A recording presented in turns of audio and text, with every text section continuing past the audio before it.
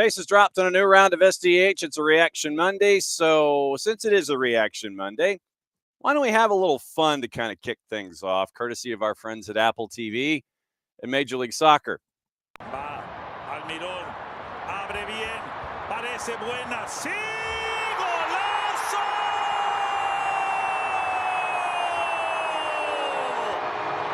¡Gol! La poesía escrita con un balón. ¡Golazo, golazo, golazo! ¡Aso! Edwin Mosqueda, once again, that's the Spanish version. Like I said, we figured we'd have a little fun this morning. And Edwin Mosqueda, like we talked about on the post-game show, literally it is instant offense, just add Edwin once again. So Edwin Mosqueda gets the eventual game winner for Atlanta United, and it is a 3-2 win, and it is out of the blocks in 2025. So once again, shocking no one today. That's where the bulk of our material is going to be.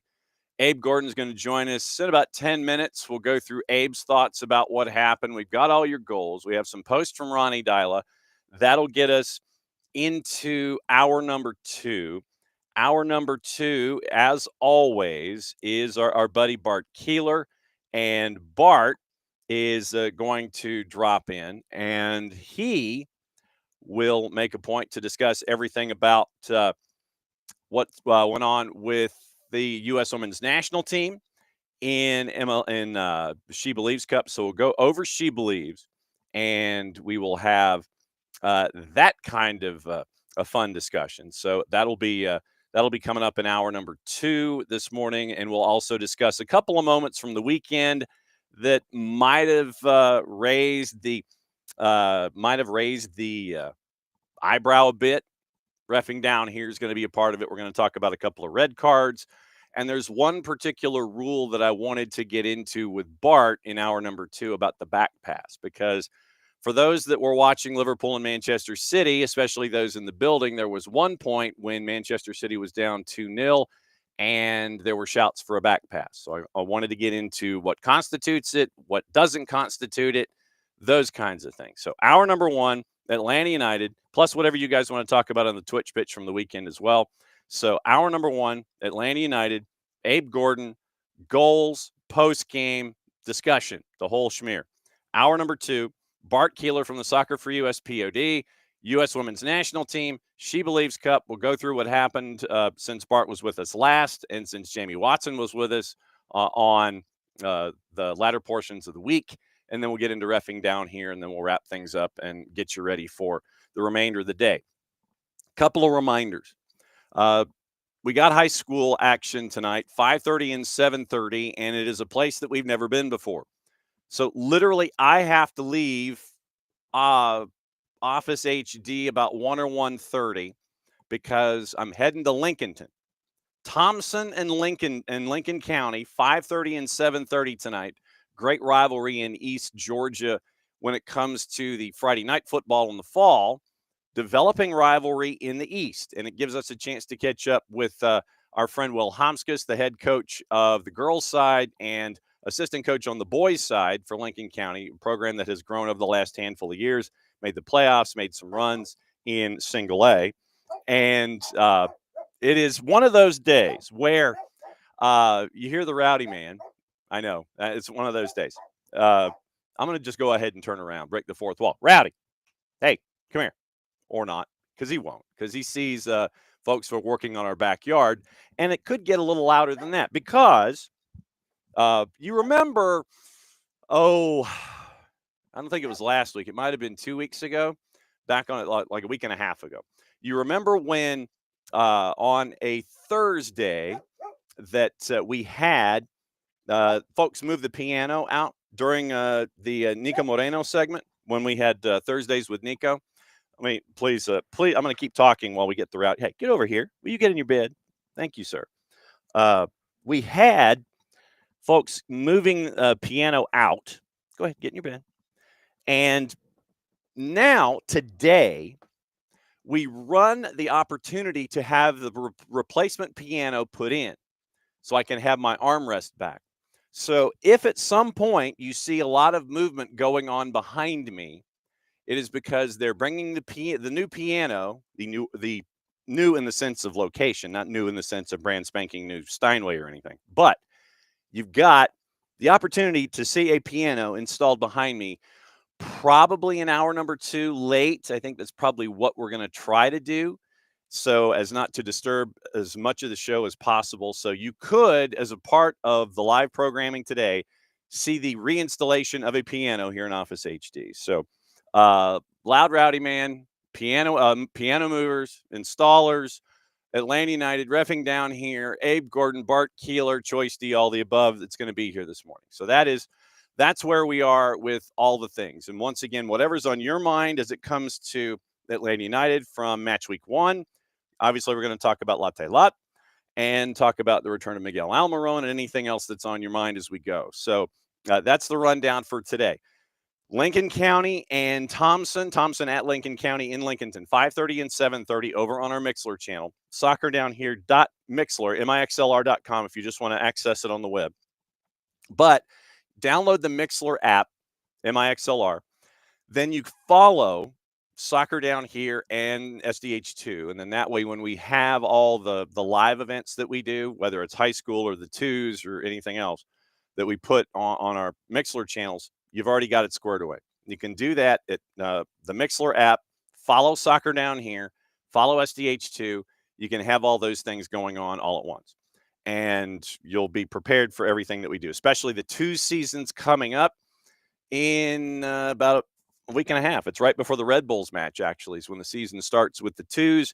And that will be action at the Fraction on the 7th as Red Bulls 2 comes to take on Atlanta United 2. The day before, Red Bulls take on Atlanta United over at Mercedes-Benz. So you've got the twos coming up. You got the high school action going on, everything else going on at once. Soccer Down Here and SDH2 on the Mixler app, and Soccer Down Here and Soccer Down Here on the number 2.mixlr.com.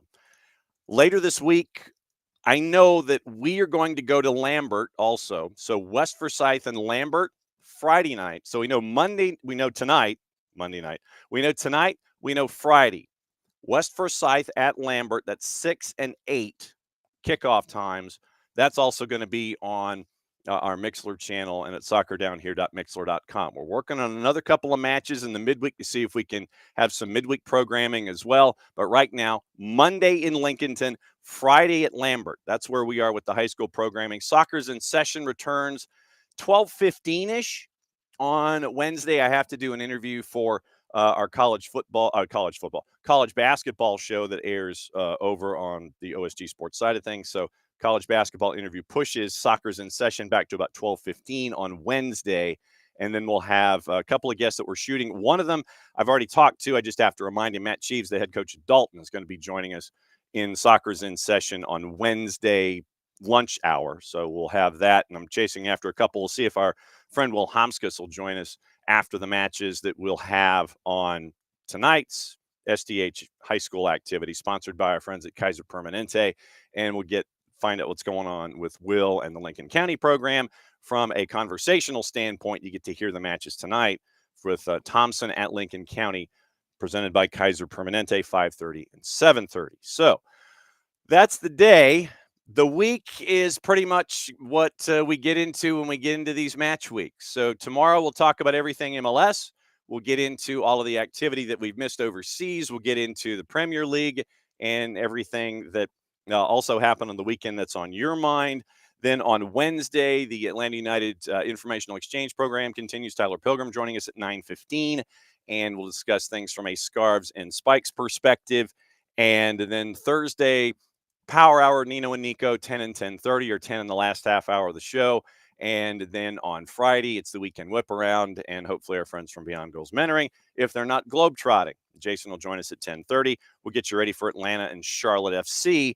Everyone after, I think, Friday and the show is going to be heading up to Charlotte. I know that Maddie's heading up. I know Sophia's heading up. Obviously, Jason and Mike are heading up. And I'll be at West Forsyth and Lambert, and they'll be in Charlotte.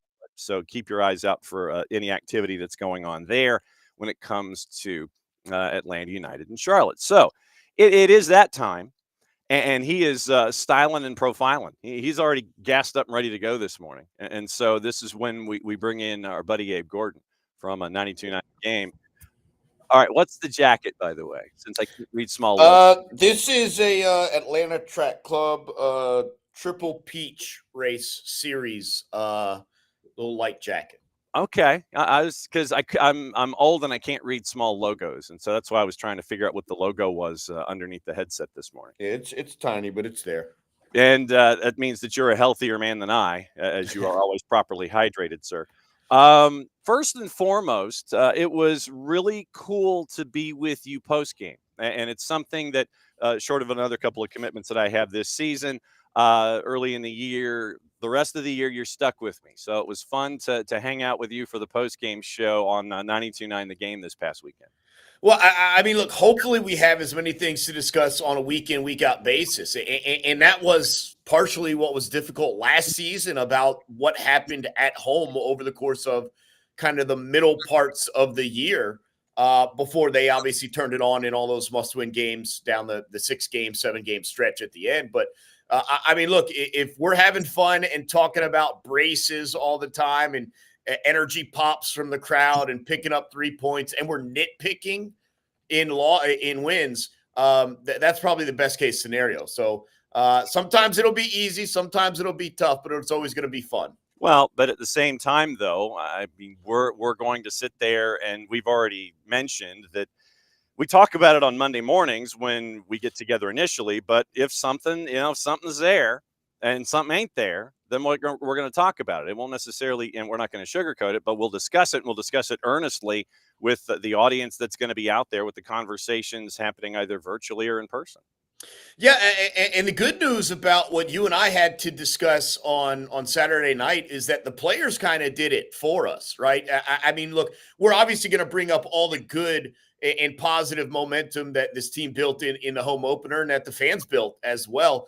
But there's also, hey, you gave up 2 goals. There were stretches of the match where Montreal had the better of you, and the players were aware. And you heard multiple players say, hey, we've got to be better. We've got to do this. This can't happen. And we just kind of built off of them. There are going to be situations where they feel good about it and maybe we don't. That wasn't the case in the opener. And I think that is somewhat eye-opening to say, hey, look, the goal was set, right? The goal was no matter how it comes, and I don't care how it comes, if it's 1-0, if it's 5-0, if it's 3-2, the goal remains the same on a game-in, game-out basis, and that's pick up 3 points. They were able to do that, but also stay critical of themselves, knowing this wasn't their best effort, knowing with a difficult stretch to open the season. I think we talked about it, right? 6 games in a row of playoff teams from a season ago, that you are going to have to clean up a couple of things, and you are going to have to be better. So we'll take the good, but we'll also take the bad and build from it.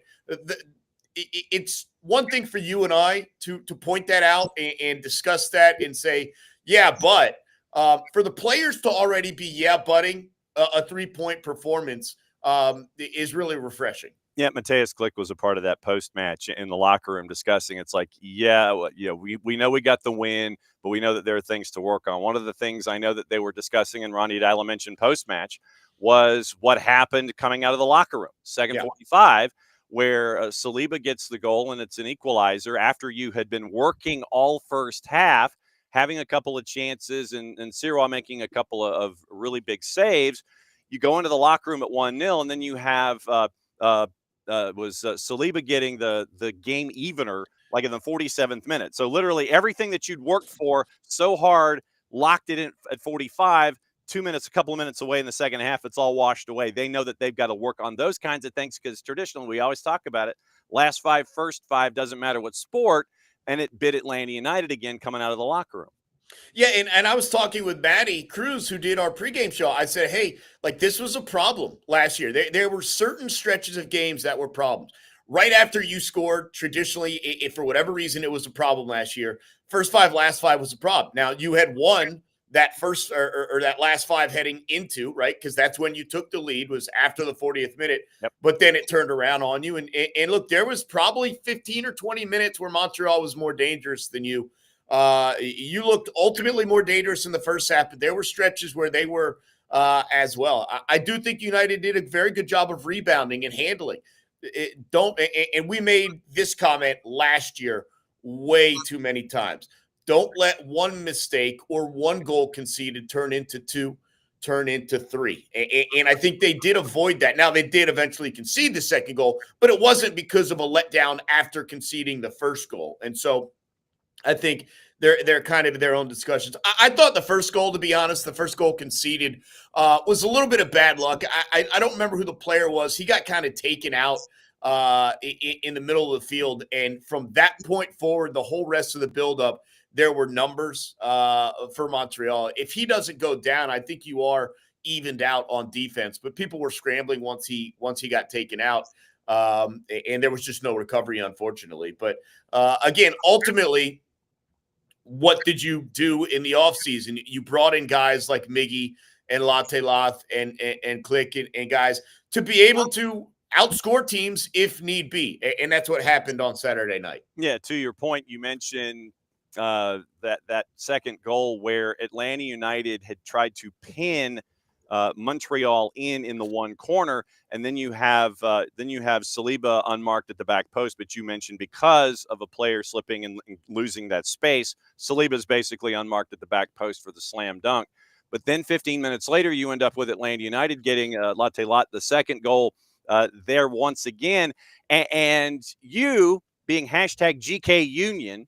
I mean, you came out and you were like, Sirwa's got to have that one, man. That's not on Petrasso trying to work back and them colliding. You said Sirwa had to have that one. Well, I said a couple of things, right? Like you're certainly never going to take the goal away from Latte Loft. That is a goal scorer's goal. And for as many guys that we talk about, like, oh, look at how he can rip from range and look at the footwork and look at all the – some of the greatest goal scorers in soccer history have never had that. They've just been able to put themselves in the right positions at the right time. I actually think Joseph Martinez was excellent at that. He found himself in the right positions. And this is a situation where Latte Loth, all right, the ball's being floated. I'm not going to get to it. What can I do to find a way to capitalize?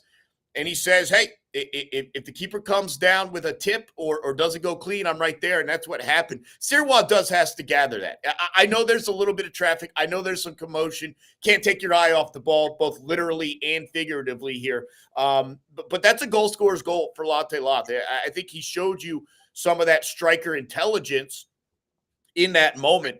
But look, we're not going to complain or apologize for breaks that go your way. There's going to be stretches of the season where it goes the other way. I think we saw a couple of moments, right? Remember last year, Goose was about to send a punt deep, and he saw at the corner of his eye a player, and it kind of just felt like, look, it's going to happen over the course of the season. It just happened to be in the favor of Atlanta United in this moment. But again, it takes a player with the intelligence and the drive of Latte Loth not to give up on the play, to stay involved, to be right there to poke it home.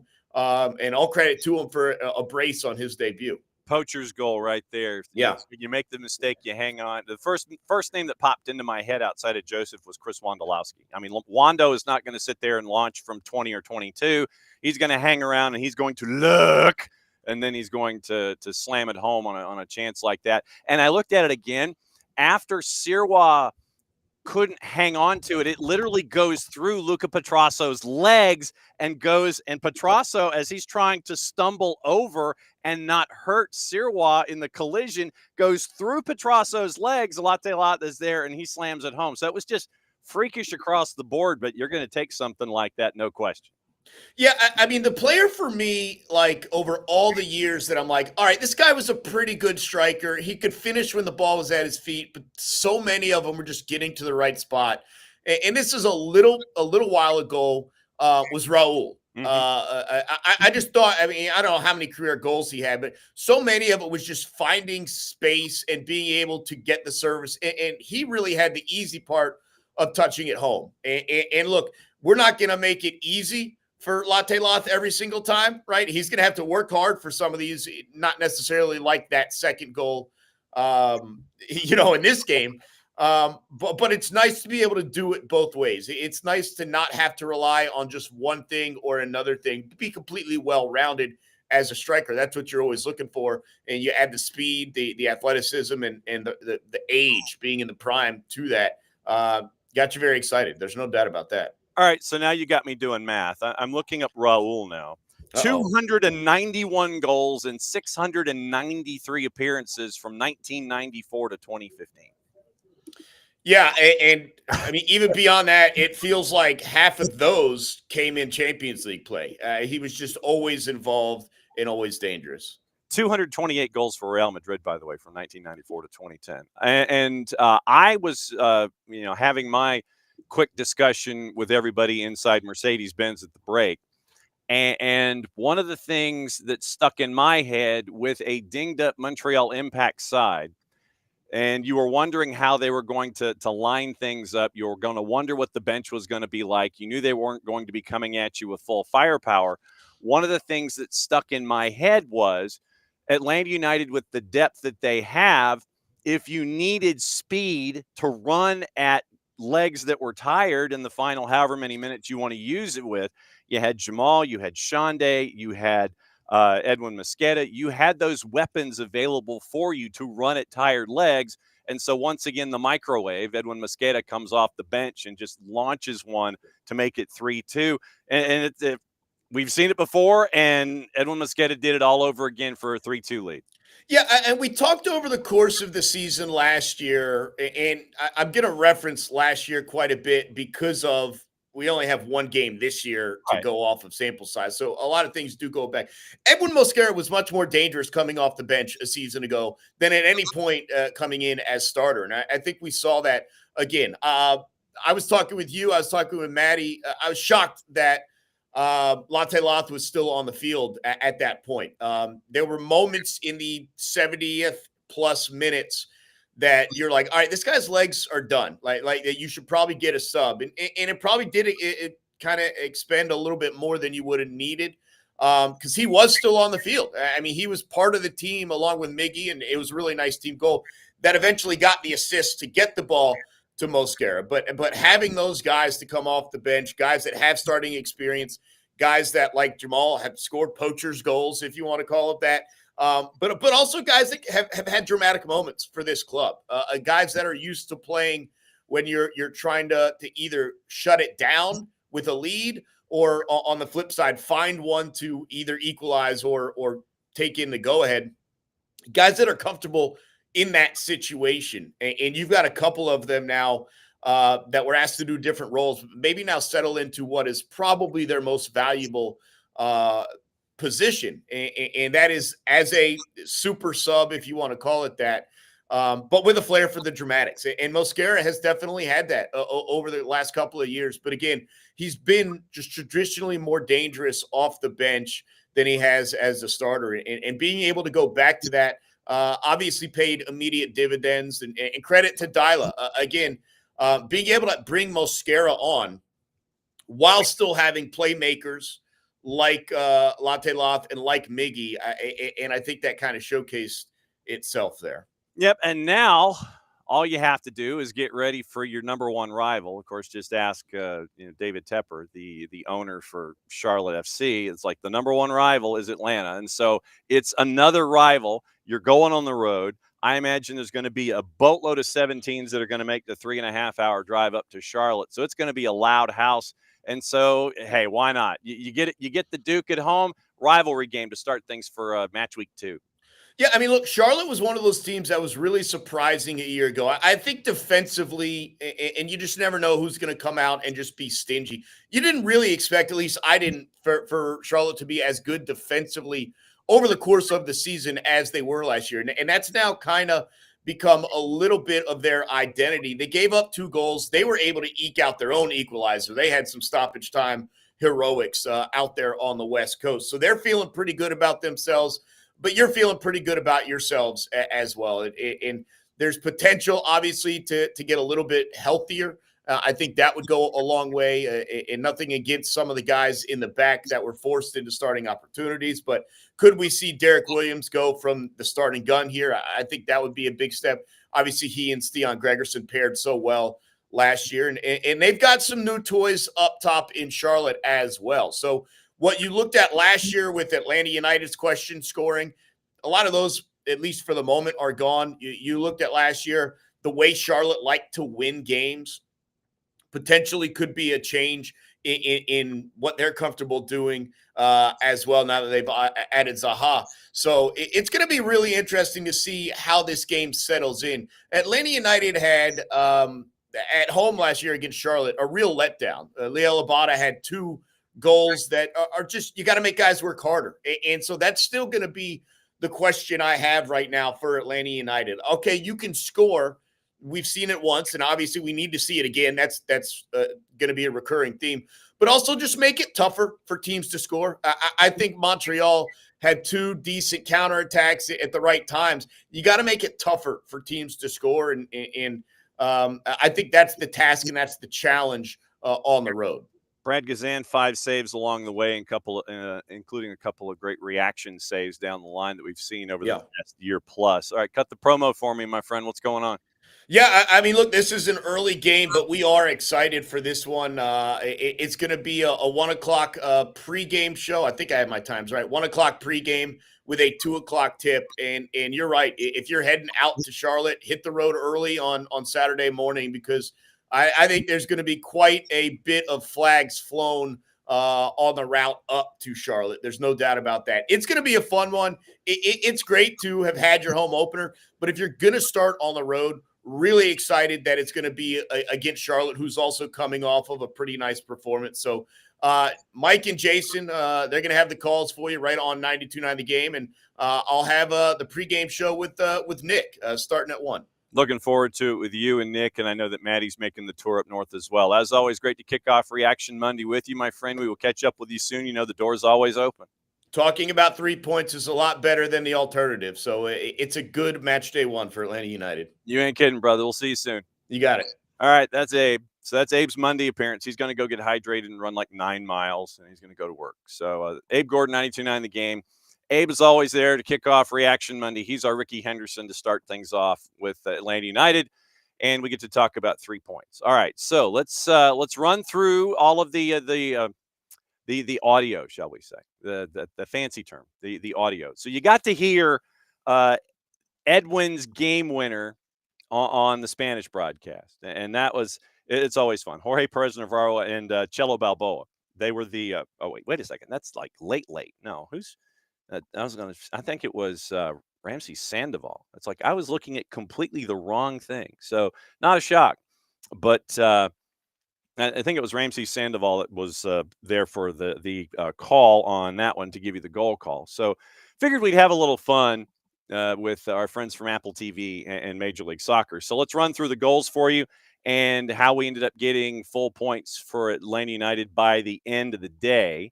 And it's always as courtesy of 92.9 The Game and the Odyssey app. Atlanta United, we figured that it was going to be an interesting first 30 minutes or so because of what Laurent Courtois likes to piece together when it comes to game plans and the chess match that is the back and forth. And so that's what you had in the first 30 and even in the first 40. You had a couple of chances for Atlanta United in the first 40 minutes or so, and then in the 41st, it all happened. The first goal of what I know 17s are hoping are a lot of them. First goal on the board for Latte Lot. Take advantage of your break, Atlanta. It's their 6th corner of the first half coming up here. Saba to send it down to the near corner goal to our left. Here it comes to the back post. Header! Score!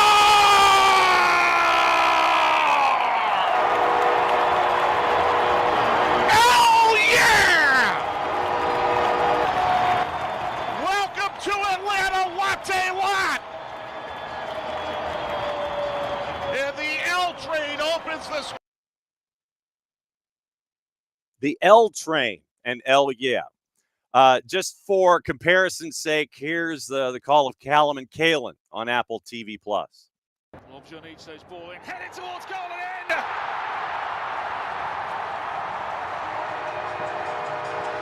The new Predator pounces for the first time! And the new Atlanta United era underway on the cusp of half-time!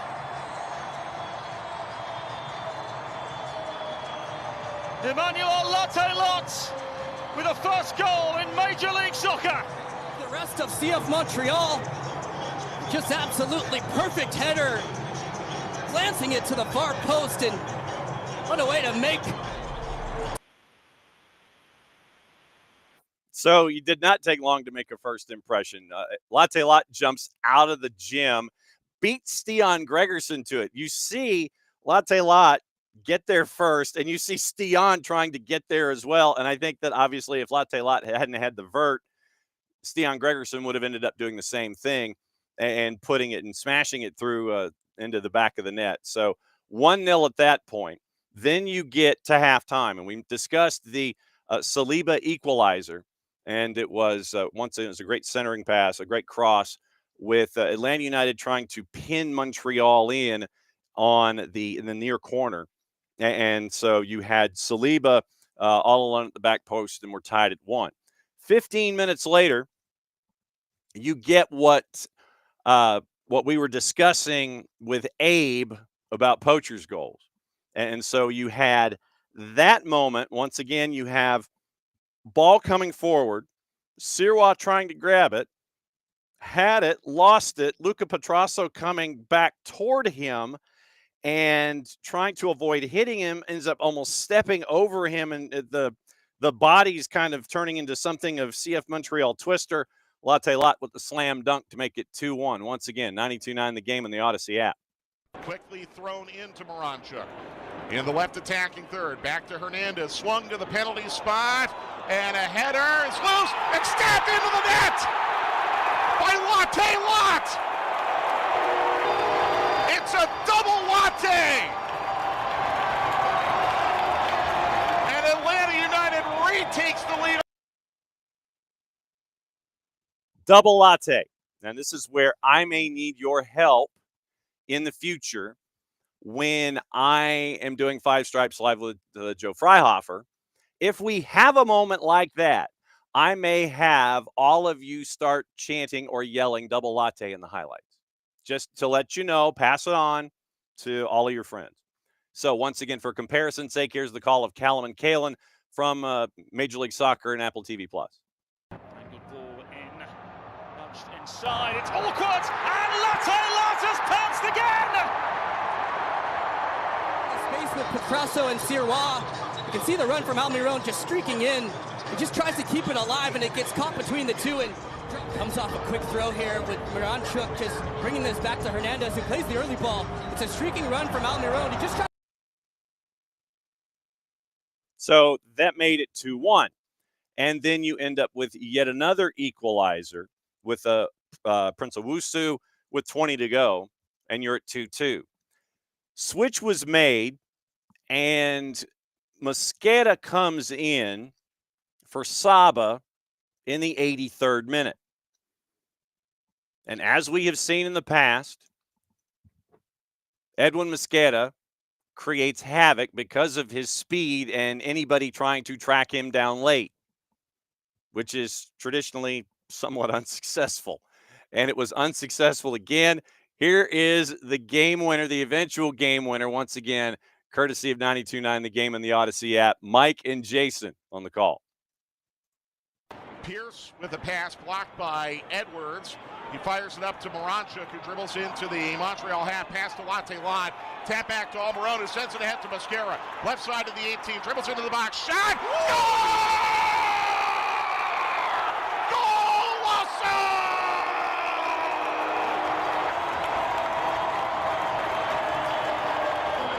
As he has done so many times before as a substitute. Edwin Mosquera with a rocket into the right upper 90 to beat Sirois. Once again, for comparison's sake, Callum and Kalen, courtesy of MLS and Apple TV+. That's a lot. Almiron. And now Edwin Mosqueda. Wow!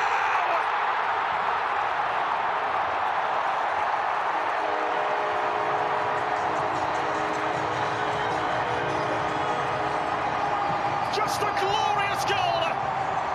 And a stunning breakaway from the new look Atlanta United on opening day. At their best, Atlanta United are going to stretch you side to side, and that's exactly what happens here. It's a simple little layoff to find Almiron, and then Mosquera, one-on-one, does the rest. Has Campbell and just gets an inch onto that right foot. We've seen this in the past. Just an audacious effort to the back post, picks out that corner perfectly. No chance for Sirois. Looks to have wrapped up. And it is. It's a valuable 3. So it was the work was there by Edwin Mosqueda. And for those of you, once again, who might have missed what Abe and I were talking about after the match on the full-time report, if you go back and you look at the replay from the TV side, so you heard Mike and Jason, and we'll get to Jason's call in a sec, and it's totally accurate, his response.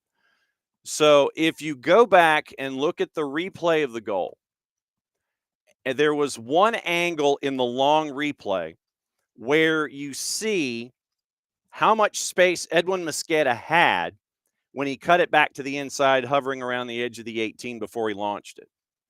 And it wasn't much. I mean, literally, it looked like it was about, and for those not watching on the video side, I'm holding my hands about a foot apart.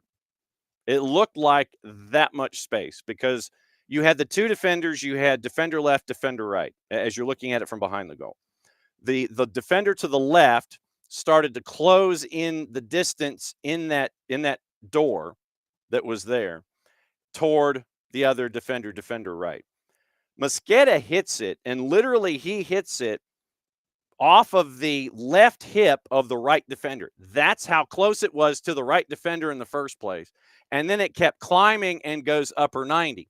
Abe made the point that if you watched one of Saba's goals in the preseason, literally same kind of bend to, or it was more pronounced, but the same idea with the bend going up and away with the right looking upper 90 far post.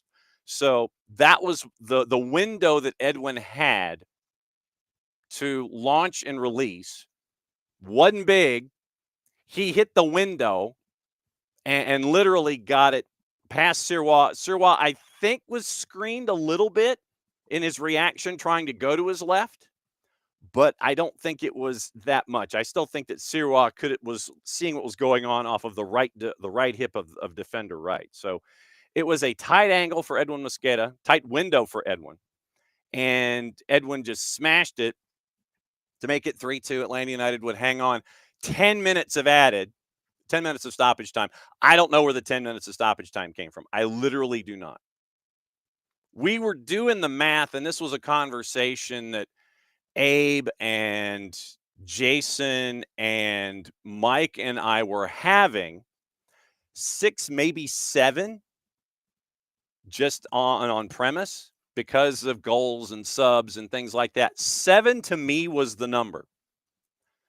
But Pierre-Luc Lazier and his crew decided that 10 was the number. I have no earthly idea where 10 came from. But anyway, they navigated the 10. By the end of the day, it was a 3-2 win. And to the point that Tom is making in the comments in the Twitch pitch. Yes. Jason's little woo behind you. Good. Woo. Yes. Yes, it is. That was right there, and that is unmistakable. And Rich, yes, it is. It is "Bombs Over Baghdad" as the goal song. It started out as the goal song early in the franchise's makeup. Then they went away from it, and then last year, as basically a request, and a groundswell. The 17s wanted it brought back. And so it was brought back as the goal song. And I mean, it's Outcast. I mean, you can't go wrong. It's a local band, and makes sense to me. So hey, look, local band, killer tune, bring it. And so it was brought back. The 17s had requested that it be brought back. I think it had been played. I think the way that it was, if I remember correctly, it was played just as a part of the random music rotation after a goal. And then you saw the response. The game day crew saw the response. They filed it away. 17 started mentioning it back on social media. Hey, can we bring it back? And so it's been brought back since the rush to the playoffs last year. So yes, that is Bombs Over Baghdad. That is there for the goal tune. Okay, yeah, started with the 404. Thank you, Ricky. Okay, started with the 404 kit. I was trying to remember the layout, but there you go. But so yes, 404 kit, and there it is. All right, let's hear from Ronnie Dyla, and we will get his comments about everything that went down. And this kind of sums up everything from Ronnie over and over what Abe and I talked about. Specifically, it was reinforced by Ronnie Dyla once again. Here is Ronnie Dyla post-match after the 3-2 win for Atlanta United over CF Montreal. I think that is together. I think the first half was excellent defending and attacking. And as a half I really enjoyed watching as a coach. Second half is very hard to watch as a coach. I'm sure very nice to see for those who love football, but for me it was very open, and we couldn't connect passes together in the same way that we did in the first. I think we get a little bit shock, maybe not shock, but a little bit when we get a goal very early in the second half against us. What is good, we had unbelievable resilience in the team. We come back 3 times after we've been a league lead, and we get the 3 points in the end in the first game with so much attention before the game, and we want to really show ourselves. So, and again, I'm proud of the boys what they did. I think it was, there was a game of 2 halves, and I think. Montreal is a team that many are going to struggle with because they are very organized. They play open, good football. And they are a year in front of us when it comes to playing over time together. So that you can see. Massive. And Ronnie Dyla did say that it felt like a rock concert out there when you have 65,000 of your best friends. And it was one of those kinds of environments. 65,000 folks. It was 65,520, I think, was the number that was announced.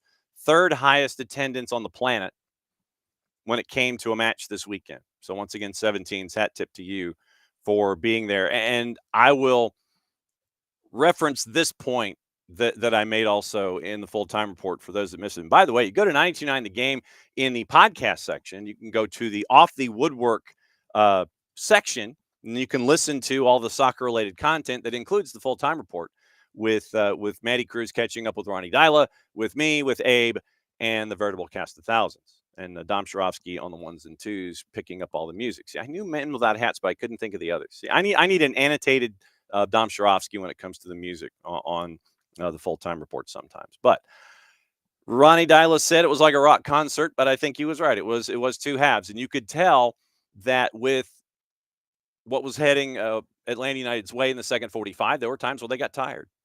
And you saw CF Montreal try to take advantage of those situations. And so it's managing the tired, pushing through that wall, and then getting through there for that final however many minutes it is that you're out there as an individual. And that's where the 17s come into play.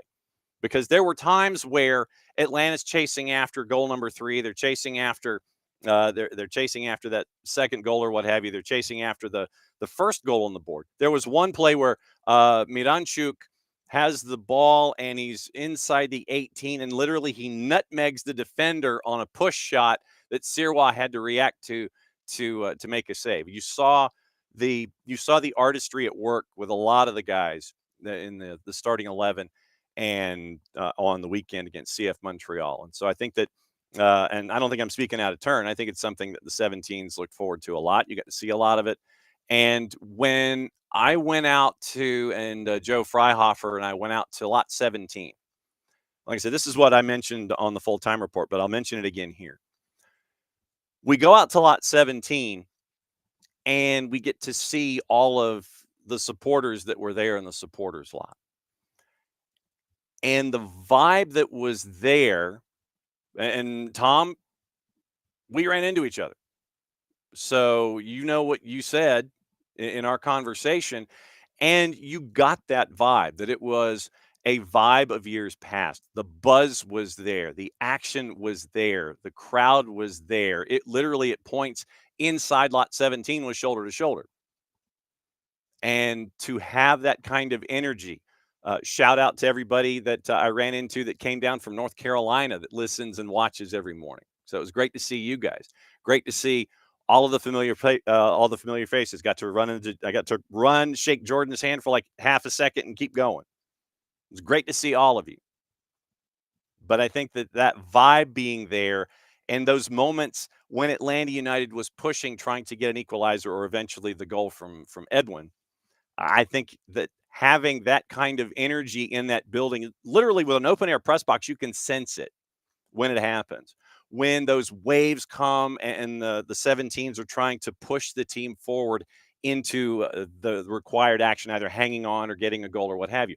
You can sense that in the press box. You can sense that energy. You can sense that push. And tip of the hat to you guys for being there to be a part of that push, especially late in the second half.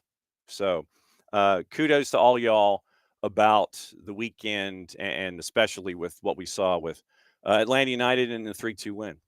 And getting into I'm trying to see, is there anything else that I might have missed goal-wise? No, I think I got all the goals, and I got, Ronnie Dyla, all the goals. Okay, we're caught up on the goals. SOFA score numbers, just so you got them.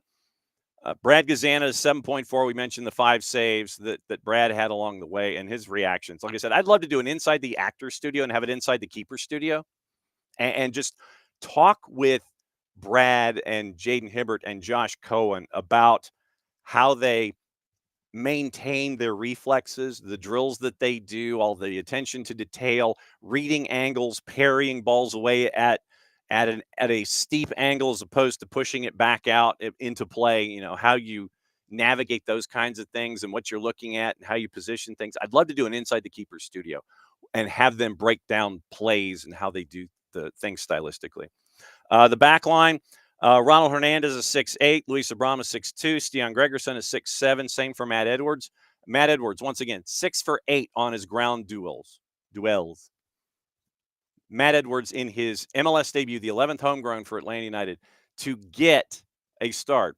6 ground duels won on the day. And Matt Edwards was the one who really started the rush for goal number 3. Edwards wins the ball away from Pierce, I think. If you go back to the beginning of the call from Mike and Jason, Matt Edwards was the one who really started that play. So Matt Edwards starts the play up the right-hand side, back into the middle, a couple of quick touches off to the left and gone for Mosqueda. So Matt Edwards got the start. Bart Sleesh had a 7.4, Click a 6.5, Saba a 7.3, Miranchuk a 7 flat, Miggy a 7.6, and obviously Latte Lot with an 8.4. On the bench, the subs that came in, and this is the thing that gets me. So Edwin Mosqueda scores because he got a yellow. So Edwin Mosqueda scores. He gets a 7.0. Should have been higher, but he got a yellow card. 6.5s each for Jay Fortune, Derek Williams, and Noah Cobb. But once again, this week we'll keep an eye out for Derek and his recovery and what it looks like. CF Montreal is going to be a problem. When they get healthy, they're going to be a problem. They're going to be, I think they're going to be right there at the 8-9 because of what Laurent Courtois does as a coach. And when you have Bryce Duke, who came in the second half, when you have a Caden Clark, when you get healthy, there were so many bodies that were dinged up for CF Montreal. They're going to be a problem. They're going to be a tough out all season long. We've seen Laurent Courtois be this way since his time at Crew 2. But, the biggest thing is just how much is are you going to put up with Joey Saputo's ish? And is Joey Saputo going to go all George Steinbrenner on you at some point and just sit there and go, rah, results aren't there, rah, peace out, see ya. Wouldn't want to be you. So that's the biggest thing with anybody that takes the CF Montreal gig is putting up with Joey Saputo and his ish. So that's where we are. Bart Keeler coming up in about 5 minutes. So let me say hi to everybody. Not necessarily get into comments, but we'll get into highs and hellos. Morning, Alex. Morning, Kefsey. And yes, Will about Avilas. Yeah, we'll get into. You may, if you would please, Will, when we get into reffing down here, if you could reference the moment in the timeline so we can go through it and Bart can look at the video. If there's a video reference point, we'll get into that. Morning, OG. Yeah, Rowdy is protecting. Rowdy is definitely protecting mommy, and he is upstairs. And so he has left Studio HD because he got tired of hanging out down here. Then he heard mommy open the door, and so he's protecting mommy. So that's what he's doing. Morning, Kefsey. Morning, Jordan. So Jordan says he's heading to Charlotte. It sounds like by all the indications, Jordan went back and watched the match, and it sounded like the Nat was at 50%. It was 50-50 with Nat sound and play-by-play. So we'll and making sure that the audio guys in Messi and Friends matches make sure that the parabs are monitored, I guess. Morning, Ricky. Yeah, and Kefsey, this is one thing that we have said for quite some time. Keep an eye on George Campbell for 2026, if not 2030.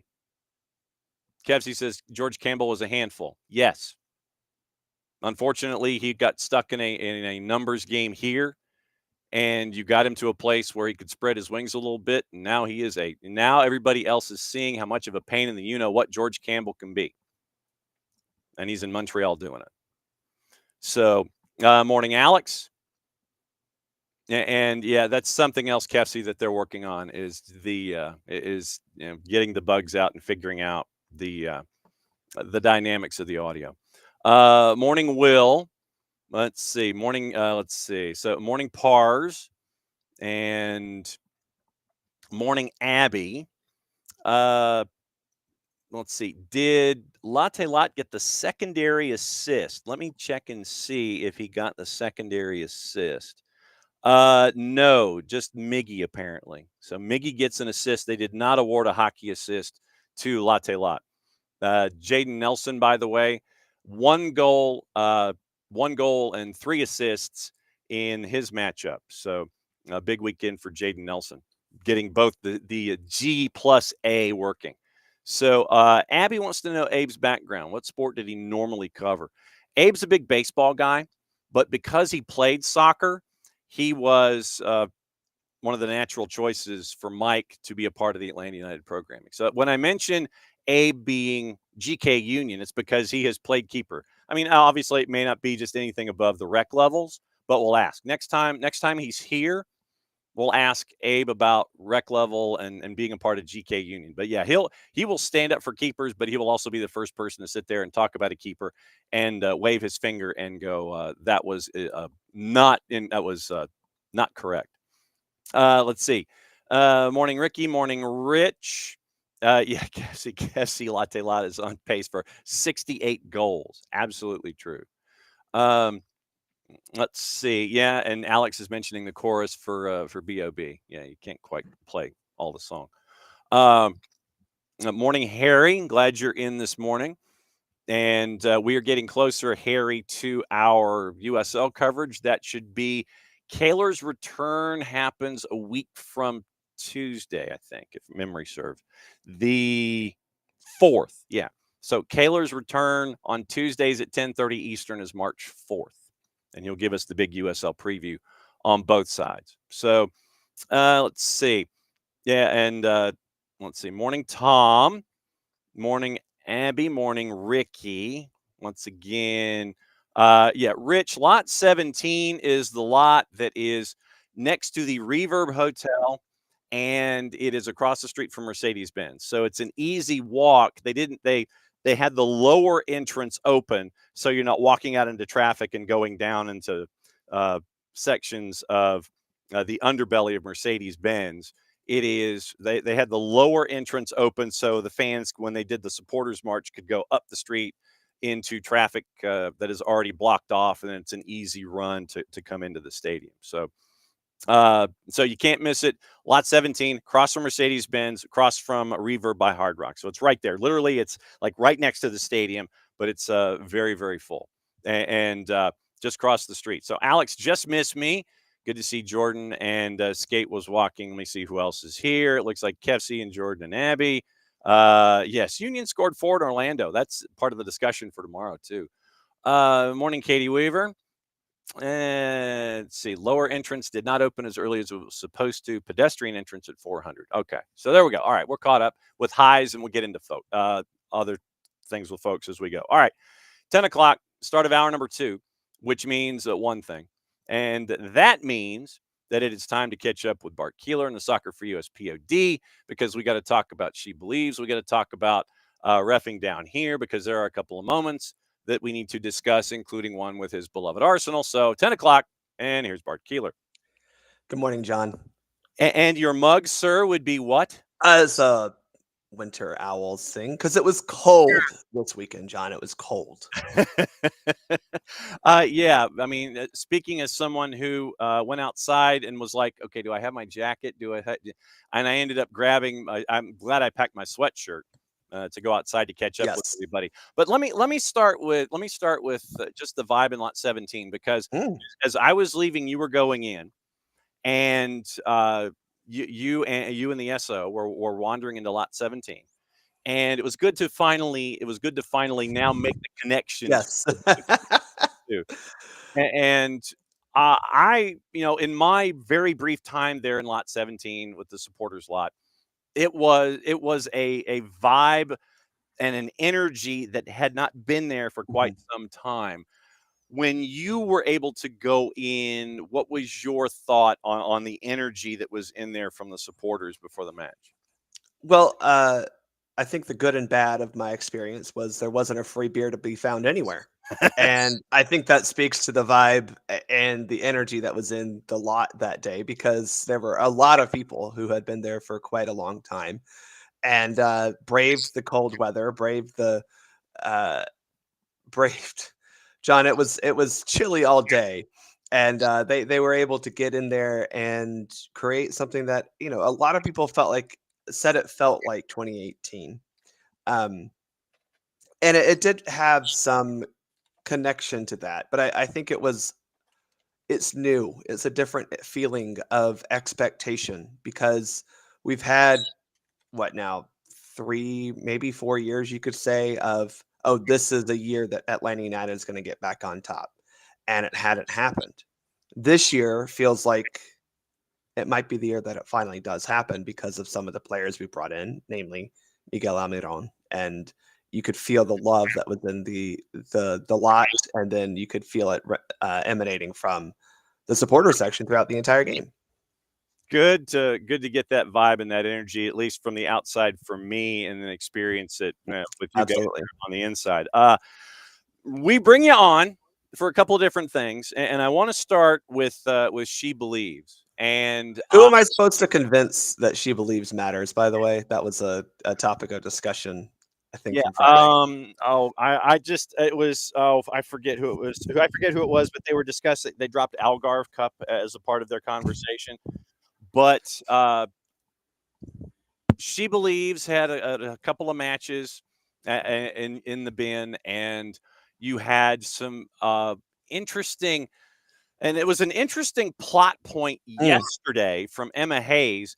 I legitimately cannot remember the last time that you had, from one match to the next in a tournament window, a complete and total fire wagon shift change, like Shift A did their 24 hours at the firehouse, and 24 on, 48 off, and it's like Shift B came in and was ready to rock and roll for this match. When was the last time that you can think of where a manager I'll go ahead and expand it, on any level, decided to just go full fire wagon change and just go 11 for 11? Because I can't remember it. Well, it feels very like youth national team tournament, right? Where because you play, well, on the youth teams, you play like 2 days every 2 days. So you do have to change it over. This one, obviously, there's a little bit of a break. But I think this is Emma's kind of goal for 2025 is to have more open tryouts. I mean, we are still 2 full years, actually, well, maybe 2.5 full years from a World Cup. And I think it's very clear to Emma Hayes and should be clear to the fan base who the locked in starters are, right? We look at Gurma, we look at Triple Espresso, but pretty much every other position is a little bit up for grabs. You know, you have some like Emily Fox, Lindsay Heaps, Sam Coffey, who probably have a starting position fairly secured, but there's a lot of depth that we need to find. There's a lot of starting positions we need to find. And this seems to be the goal that Emma has for this She Believes Cup. You know, you saw Mandy McGlynn play. I don't know if it was a particularly great performance. We can talk about that.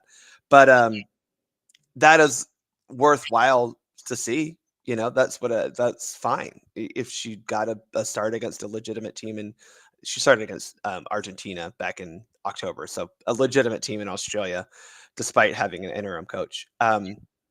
It's good to see against better quality opponents what these players can actually do.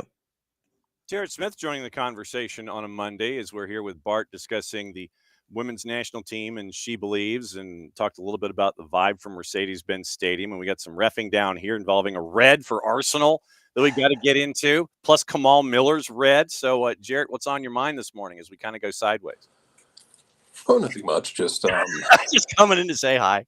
Yeah, no. Just honestly, I'm staring at Chrome right now because it says there's a new Chrome update available. And guess, John, I don't know if you ever deal with this because we try and keep you away from technology. Yes. Chrome updates scare me because then they have to patch things, and I don't like doing that. Anyway, that's not your problem. Arsenal is everyone's problem, and apparently so is She Believes Cup. It's nice having Emma Hayes running that team, though. Feels less dramatic than it is. It is conveniently undramatic. Yes, how about it that? Feels like a plan is in place there, Jarrett. That's kind of the fun experience. It's weird how that comes up. Which is to say, man, like I was a fan of Velko when he was coaching in Seattle. Yes. And it's one of those that, like, I don't harbor any hard feelings against him with the national team stuff. I think he's a very good coach. I think it just didn't work. And I wish him success. You look at how he has been able to make Kansas City fairly, competitive in WSL as a team. Yeah, I agree. Like, just didn't work out. Best of luck to you, bud. And now you have Emma Hayes. Everyone has won in this scenario. And how often do we get a situation where it feels like everyone has won? Nick, when was the last time that everyone won in a scenario involving a coaching change? No time ever. None. Zero. You'll have to forgive Nick. Nick is probably not slept because he's still probably watching the second San Diego goal on repeat. Oof. That is correct. This is a hobby of mine. Watching 3-pass counterattacks will keep me up all night. Man. That was a beautiful goal, by the way. Clearing ball, diagonal through ball out front, hesitation, split the defenders into the on-running guy who played the original diagonal through ball in the first place. Dreyer, yeah. So not only was it a 3-pass counter, it was 3 passes involving 4 players total. Mm-hmm. So, San Diego definitely gets the shock of the weekend as to actually 3 players total. Dreyer out to the left, forward, and then the longest wall pass known to mankind, and it ends up going back to Dreyer for the slam dunk to make it 2-0. No real surprise. We do have the 2 goals, by the way, pieced together, and thanks to our friends at TNT for the call on all of this. Luke Weilman on the call. Here are your 2 goals from the last match that happened out at Glendale on the weekend. Towards Emma Sears, who has Biondolo in the middle. Alyssa Thompson on the edge of the box as well as Sears turns it into a path of ball played across goal, and it's knocked in by Biondolo inside the opening 45 seconds.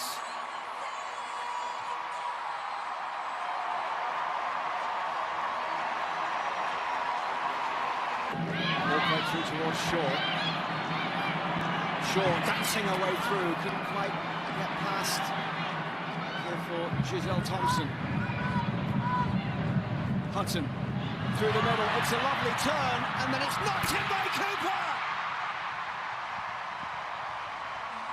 Just off the bench, immediate impact, and a first international goal for Michelle Cooper.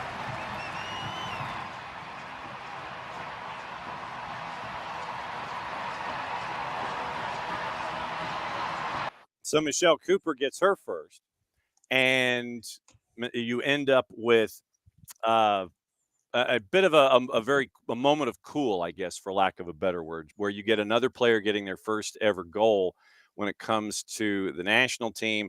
So you end up with a completely flipped starting 11, and then you end up with a player coming in off the bench getting their first ever goal. Bart, go ahead and make the case because it was part of the conversations about why She Believes matters. Yeah. So, Rich, thanks for again reiterating that question. Does She Believes Cup matter? It does. Look, if you're saying this just feels like a fancy friendly, I got news for you. It is. That's. I have a little bit of problem with U.S. soccer making this out to be some grand, tournament because it just isn't. But it's if you're trying to compare it to Algarve Cup, that's not a great comparison for two reasons. One, Algarve. Algarve, easy for me to say, not from Portugal. You're the one having the coffee. I know. The Algarve Cup was made because you didn't have an opportunity to put high quality women's national teams together like this because of a number of reasons. One, most first and foremost is travel and training costs. We're still fighting the battle in a lot of women's soccer places for financial support of teams. But way back when Algarve Cup was a big thing, it was tough. You really had only the US who was willing to host friendlies. And then certainly they were willing to travel. So it was a good way for the U.S. program to get high quality matches against European teams because they were perfectly fine to travel to Portugal and get, 2 weeks of training in. You also did it when the professional landscape for women's soccer was at best a handful of good teams and certainly not a whole lot of leagues that were fully professional. So Algarve Cup was just on a totally different world. We have evolved a lot since then. So if you want to look at She Believes Cups as just fancy friendlies, you're not wrong. But it allows U.S. soccer to bring in teams like Australia and Japan that wouldn't normally travel to the U.S. because they get not just a friendly against the U.S., but then Australia gets a friendly against Japan and a friendly against Colombia. Colombia gets friendlies against Japan, U.S., Australia. You're sharing the wealth then when you're bringing four teams together to play three friendlies over, 2 weeks because it gives them A, more time in training camp, and B, time against actual real high level teams. And that is the point of She Believes. It's to just be a better exhibition for women's soccer. And the other problem with Algarve Cup is it kind of didn't get the support it needed because it was, I don't want to say privately funded, but it wasn't something that was like the Portuguese Federation was super committed to. And you had a lot of other programs start doing their own. So, you had the Arnold Clark Cup up in England. You had, Alex, it is from cheering for Atlanta United. I screamed 3 times. My voice is hoarse because of that. I will be more than happy to admit that because we got 3 screamable moments on Saturday. Also was out in 20-degree weather all weekend. So, but definitely hoarse from screaming at Atlanta United goals. So She Believes Cup is it's good, John, as you mentioned, we had this whole big turnover. Well, we don't normally get a chance to have a roster turnover like this against good teams. You saw what I thought was a better starting lineup for the most part against Colombia. You saw kind of a second choice lineup in a lot of places against Australia. Well, That's great because now we get to put them together and figure out what makes us best sense for Japan. You don't normally get that in a tournament setting because you're trying to win every game. And you don't get that in friendlies because you only get 2 in a window. So She Believes Cup provides a lot of benefit, but mainly it's just high-level competition. You put a trophy on the line, it makes friendlies feel like they matter. Here's Emma Hayes after the match, courtesy of U.S. Soccer. Well, the objectives for the camp for us was to deepen the playing pool by giving opportunities to less experienced players in high-pressured situations. So I think we've achieved that by playing everybody in our squad in these first 2 games. The second was to develop a better understanding and application of our blueprint, our way of playing, and that we could close the gap from the players that are the most experienced to the least experienced, developing the technical and tactical application of those things and see where that missing gap is. So as I've already said, in some instances it might mean that some players are ready for now and some are ready for later, but we won't know until we test that out. And finally, I think because it's a tournament setting, we get to emulate everything that comes with that and help develop the players in their application of everything you do the 22 hours. There you go. So that's Emma Hayes and discussing what you were discussing, Bart. So there you go. You have your independent confirmation from Emma Hayes herself. Well, that's what she's been saying. So that again, that's been her point for She Believes, and kind of what I think will continue to be the goal for this year is to deepen the player pool. And as she mentioned, I love that, trying to get the philosophies and patterns of play ingrained in more players. I love it. Jarrett, what's on your mind for Bart as we discuss anything that's in Bart's mind, WNT, She Believes, and eventually into Reffing Down here? Let's cut into Reffing Down here immediately because we were talking about this after the game that apparently Miguel Almiron's going to have to learn what 10 seconds means. Yeah, I think that I will say both for Ronnie Diala and Miguel Almiron, that was a little bit of a learning experience because that rule wasn't in place the last time they were here. I will also say, Jarrett, let's just dive into it because did Miggy take a little bit too much time? By too much, I mean like a whole 2 seconds to start running off the field when his sub name was called? Sure. But this is the problem I think I've stated with this particular rule is 10 seconds is an insanely strict amount of time. And Miggy, unfortunately for him, was in the one place in the field where there wasn't a closer spot to go off. You go off at, it wasn't like he was near a touch line or the goal line. He was pretty much in the center of the field anyway. And so going off at the center mark probably made the most sense. It is the rule. Like, that's the thing, right? You have 10 seconds to get off the field. You saw, I do want to know when the referees start counting, because I think that was my question. Was it seemed like he started counting before he even told Miggy that he needs to go off.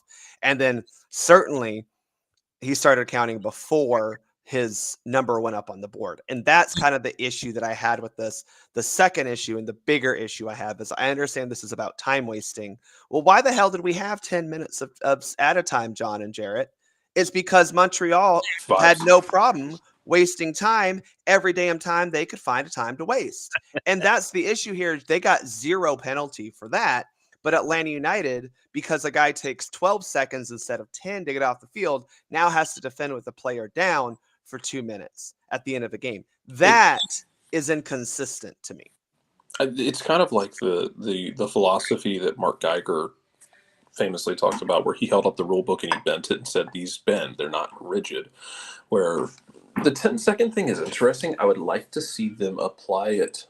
I would like to see them apply it more kind of as like a vibes-based rule, where if a guy's in the middle of the field, he sees his number, and he starts coming off the field, you just kind of do it by feel. Like if he's walking super slowly, if he does the old Joseph thing where he would bend down, take his shin guards off, wrap him up, go high five somebody, fill out his taxes, and then leave the field, that's one thing.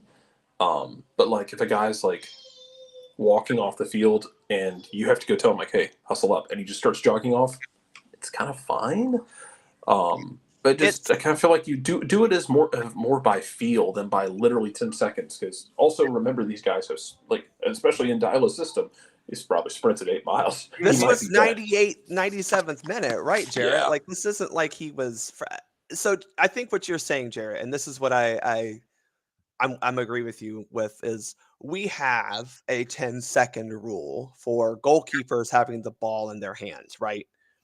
You and I are both aware of this. You're supposed to only have 10 seconds in possession of the ball. Used to be 6, now it's 10 as a goalkeeper. How often is that rule harshly implied or applied? You know, that except for a semifinal in the Olympics in 2012, we haven't really seen that rule applied a whole lot. And I'm with you, Jarrett, that it's more of a, hey, you need to get off the field. It's a, you need to, because that's the other thing, is 10 seconds is, again, a very finite, and, you know, I'm sure they did studies. I'm sure MLS did studies, but it also is one of those where it's not in the laws of the game. This is an MLS competition rule, not a law of the game. So, Jarrett, to your point, I think it needs to be a little bit more like, I use this when a player is specifically not trying to leave the field in a prompt manner. And I don't think Miggy was trying to take his time. He just wasn't about to sprint. Yeah, because late in the game, Nick, you're lollygagging, but it's because you're gassed. It's not because you're lollygagging for the sake of lollygagging. I think I'll take my time. My team is up a goal. I think I'll waste some time here and lollygag my way off the pitch. And so you end up with the 10-second rule, and folks in the Twitch pitch are less than pleased about how it was implemented on the weekend. Well, you know, I think this is one area where baseball gets it right, where in big moments, you know, they allow a little bit of leeway for, you know, a pitcher to, you know, maybe violate the pitch count a little bit here. There's a little bit of gamesmanship that allows some big moments to occur. And Miggy coming back, playing his first game, huge moment for him, huge moment for the city, obviously. And he was just giving his salute going off the field. You know, he wasn't, you know, acting like he was getting, you know, shot 6 or 7 times and falling down trying to get to the touch line, or acting like he was trying to pick a quarter up off the ground that kept slipping through his fingers. He was waving and, you know, tapping his heart. And so to me, this is one of those things where, and it's a very slippery slope because somebody will abuse it. But this to me was a moment where the officials kind of little wink and a nod to each other. All right, you know, I'll just add the time and we'll keep it moving. But, you know, I think that's what should have happened. At the same time, because we live in the world that we live in, and people like to abuse any, you know, take an inch, take a mile, you know, take the whole planet. People will take advantage of it. So they have to call it, and it's stupid and it sucks that they do, but I get it. You know, I'm not heaping any sort of mess on officials. I just wish that they had kind of taken stock of the moment and allowed it to run, and then let the substitution take place as normal. And Nick, that's my question also, is at what point do we say we're starting to count? Because if you notice, the referee will point to a player and say, hey, you're off, but the number hasn't even come up on the board yet. And that's to me of where are we starting that 10-second clock? Because if it's the moment the referee hears in his head, hey, number 10 is leaving the field, and he says, number 10, you're off, and then we're starting to count 10 seconds versus the number going up on the board. Because to be fair, while this might be a signal that everyone understands, there are a lot of players in this league whose language is English is not their first language, and may not fully understand what this rule is in the context, because believe it or not, players don't know every single rule or law of the game. I know this is shocking to people, but it's one of those of like, well, Miggy, yes, you may have told him, but like that number wasn't on the board yet. And so that's my question is, at what point are we starting this clock? Because to me, it makes sense. Once your number goes up on the board, I'm doing a 10-second countdown. And if you're not off the field after, then fine. And also, I think to Jarrett's point, like if you are not making that good faith effort to get off the field, then maybe that's another one. And again, I think Miggy, now that he knows it, will probably, this was a learning experience for him. But the punishment also of, oh no, you got to wait 2 minutes for the player to come back on. Yeah. When you're at 90 plus 8 already is, again, combine that with the fact that Montreal had no problem falling down and holding their leg or head or, chest or whatever, every opportunity they had, taking long time on goal. Like those things, those time wasting things were not at all addressed, by the way. Now, we've had this conversation how many times before, where as soon as Atlanta United will get a lead, now Brad's guilty of time wasting, but for the 90 minutes leading up to that, when a team was tied in Atlanta and their goalkeeper took 7 years to take a goal kick, that wasn't a problem either. So again, it's not the consistency within this rule. I think it's MLS trying to make the game restart quicker, which I'm fine with, but it's the consistency across all time wasting that I think the people making these specific rules for MLS are not actually addressing. A couple of other moments from Major League Soccer that I want to get into, but since we're in the rules part, I want to get into the Tomas Avilas red for because I think Will wanted to discuss the Tomas Avilas red after being assisted by Messi in the goal with Messi and friends in NYC. I want to get into that moment. But there's another rule, since we're in the rules of the game, Oh boy, yeah, from overseas from the weekend, and it has to do with the idea of what is a back pass and what is not.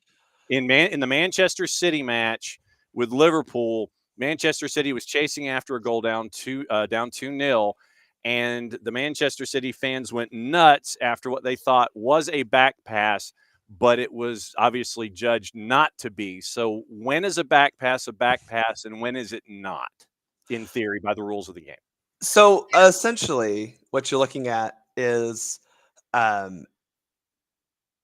was this ball deliberately kicked to the goalkeeper by a teammate?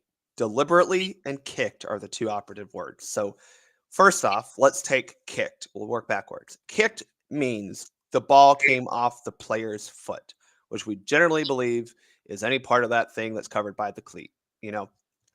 That is number one.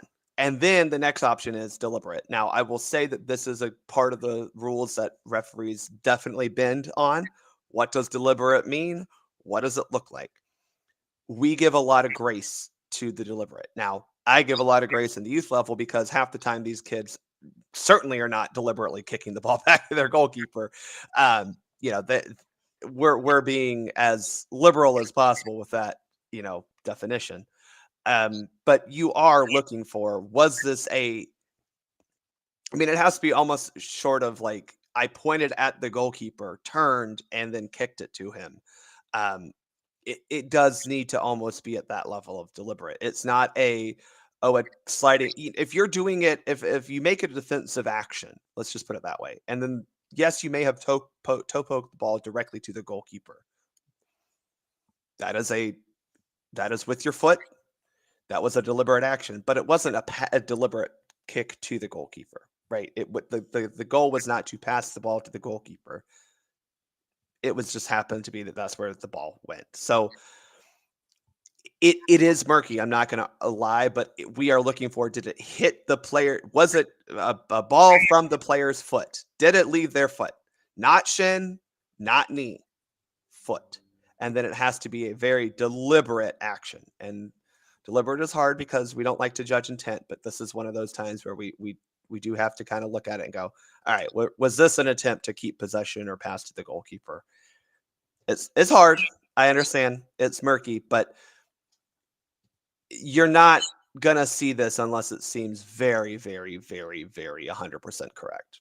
Okay. And so, one of my favorite things is when someone tries to clear a ball and does it so poorly that it goes back to the keeper. Like, he passed it back. No, he didn't. He's just bad at soccer. Yeah, he's just bad at soccer. Yes. Okay, so 2 red cards I want to get into with you, and I will put them to the floor for observation. The 2 red cards I want to get into are the Avilas red card with Messi and friends in NYC, and the Kamal Miller red card in the Cascadia matchup involving Portland and Vancouver. So first, let's go to Messi and friends and discuss the Avilas red card And it was so Avalos gets a goal, assist goes to Messi. So then 5 minutes later, hey, you've scored. Guess what? You're on the score sheet. 22nd minute, Avalos gets a red, tugging a shirt from behind. Rosendo Mendoza gives the red card. So walk us through it. And what do you think about it? And like I said, I will Yeah. open both of these red cards to everybody here on the floor. So again, our the things we're looking for in a red card of this nature, right? Dog so. We're looking at dog so. So denying of an obvious goal scoring opportunity. Not that they are going to actually score, but an opportunity to score a goal. Distance, defenders, direction, and distance. So distance to the goal is usually the first one, right? Defenders. How many defenders are there back there? I do think that this one in the Inter Miami match is a little questionable when you look at defenders, right? There are other defenders in the area. Like that's 100% a thing that you could make the argument for. When you look at I don't want to say freeze frame because it's not the best way to look at it, but there are other players in the area. However, get my Philip Dujic. Had to do however, it. Had to do it. When you look at the distance to goal, well, you're right outside the 18, and then you have to say would the other defenders have been able to reasonably intervene in this goal scoring opportunity? I understand why this red card was given if you look at it that way. Do I necessarily agree with it? But I think when you do look at the distance to goal, the amount of defenders, the direction of play, right? That's the other one we're looking at. It's very clearly going toward goal. And then distance from player to ball. Well, he's very clearly close to it. And had he not been pulled back, he probably is able to make a play onto that ball and at least get a shot on goal, if not round the keeper, and then really get in. I think it does meet all the criteria for a dog so red card. Nick, red, not a red. Sadly, because I any sort of defensive action, I'm typically 100% team defense and would be like, no, this is not a red card. My God, whether it's a harsh red card or not, it's a red. I mean, you can. If a red had not been called there, I'd been like, okay, great. If a red was called there, okay, all right.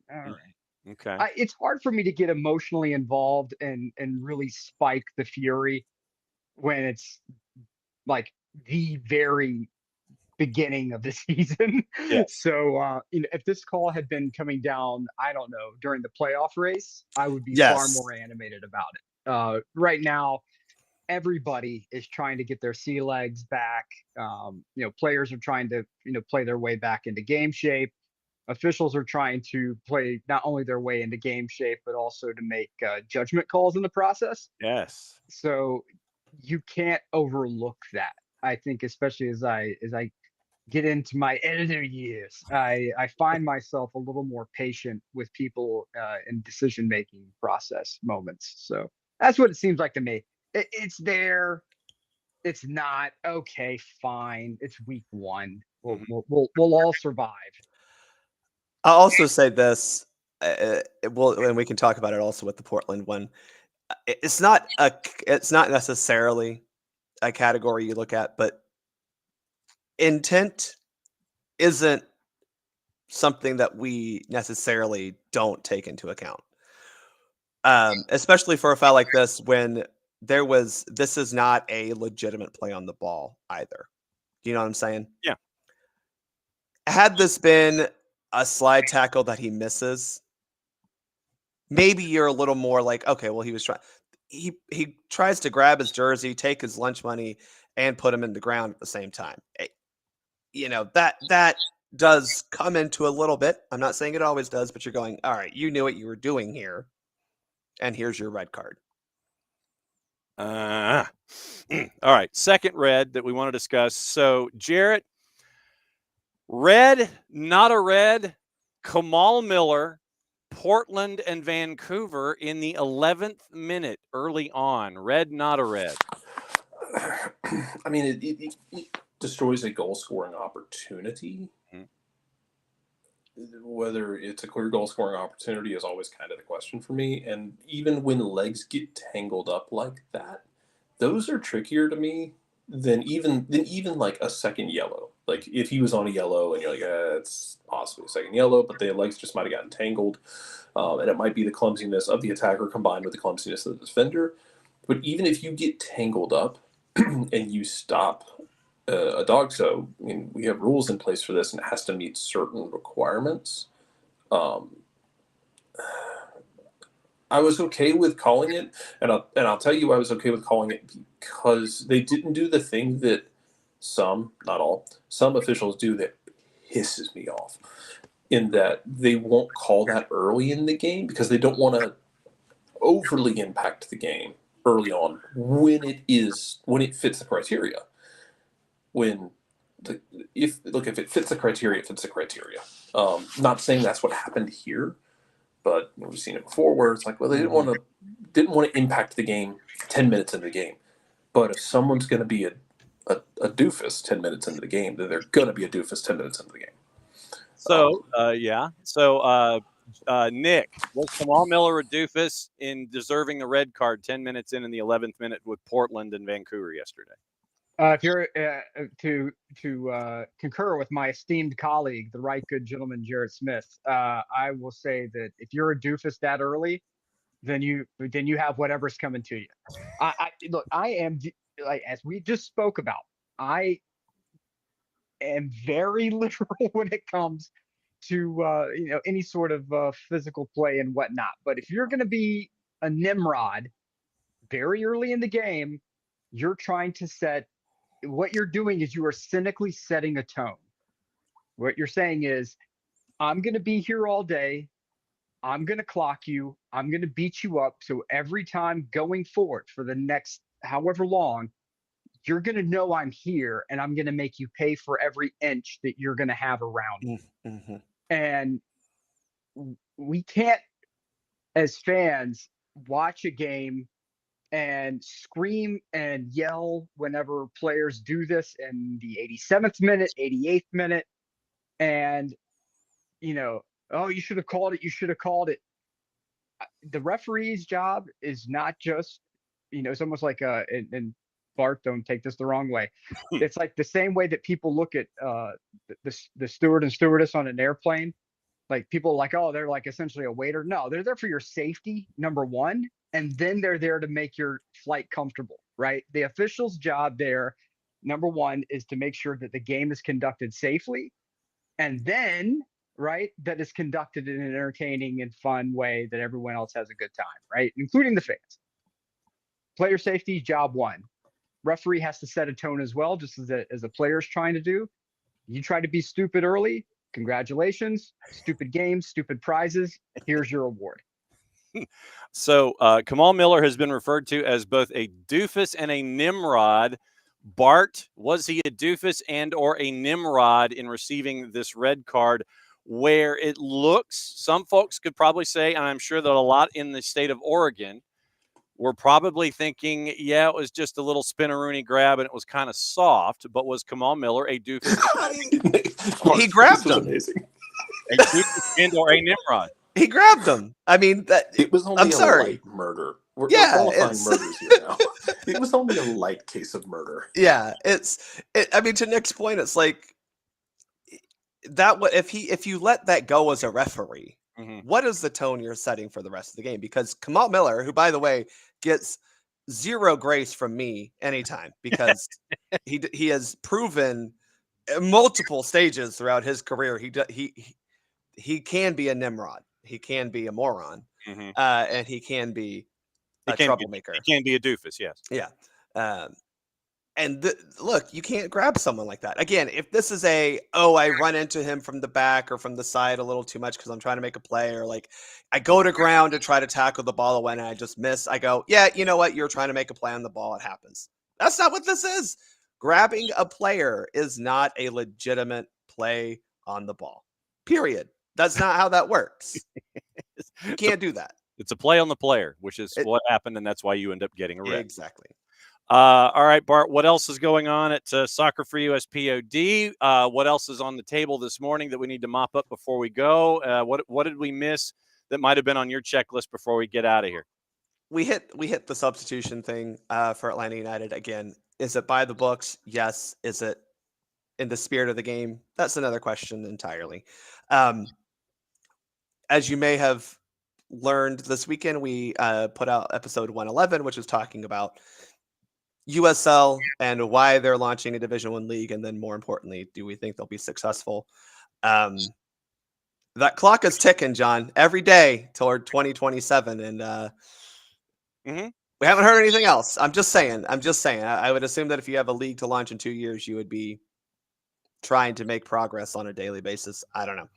Haven't even seen Louisville, announce plans for expanding a stadium by then. I don't know, John. I don't know. Just saying. You can listen to that episode, though, and figure it out. Yes, and you also took a look at each and every new kit that is attached to the 2025 MLS season, and you graded them using sauces from a drive-through fast food restaurant chain, sir. Yeah, we looked at all the jerseys from the Taco Bell sauce rating.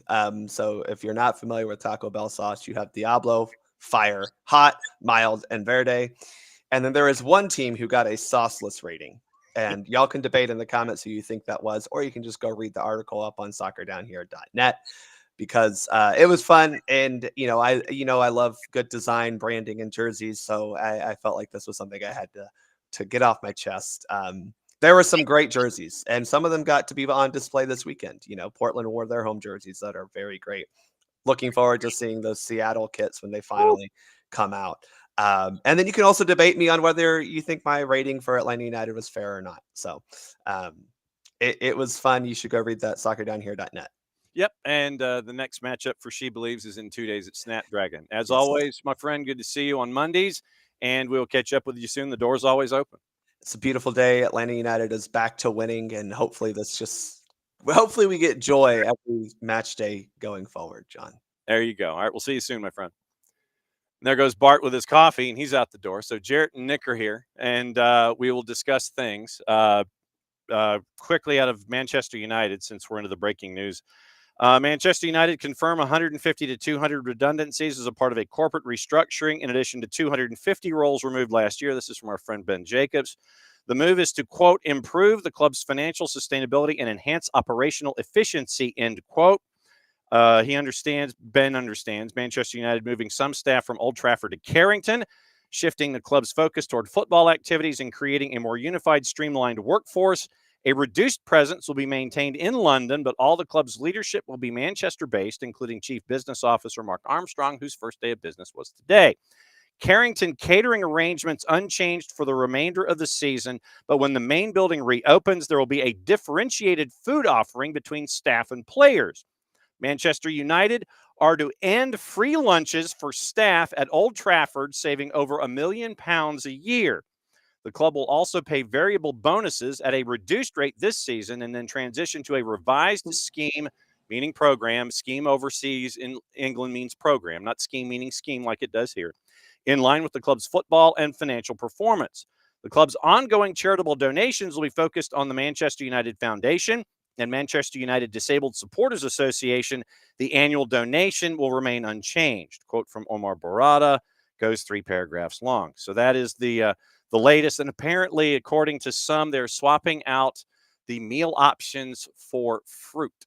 So that is where things are with Sir Jim Ratcliffe and the continuing change. Can we talk about this for a moment? Sure. $1 million for lunch? Over a year. Well, one, I have to talk to David really quick. David, you're fighting the health insurance companies. Look, confound them. Okay, the one thing they want is for you to get off the phone. Okay, that's it. They want you off the phone. They want you out of the emails, and they want to move on to the next number on the list.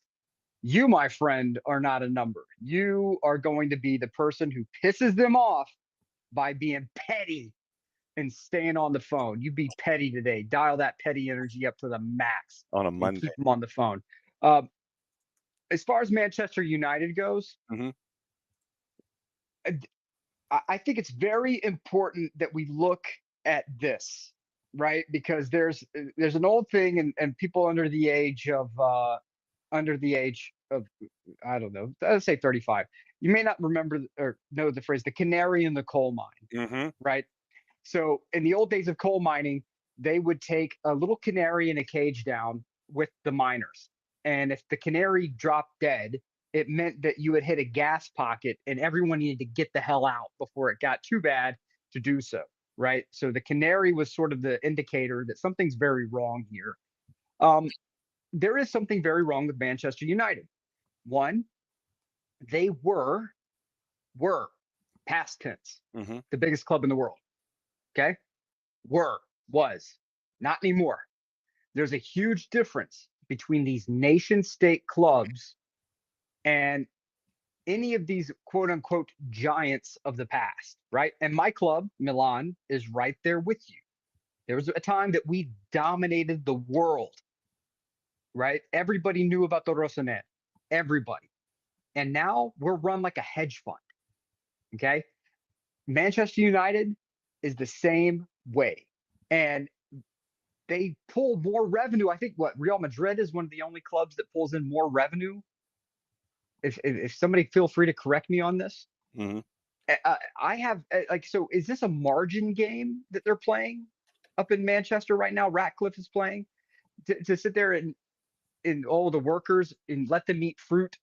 They don't get the lunch. I'm sorry. Like, you are Manchester flipping United, man.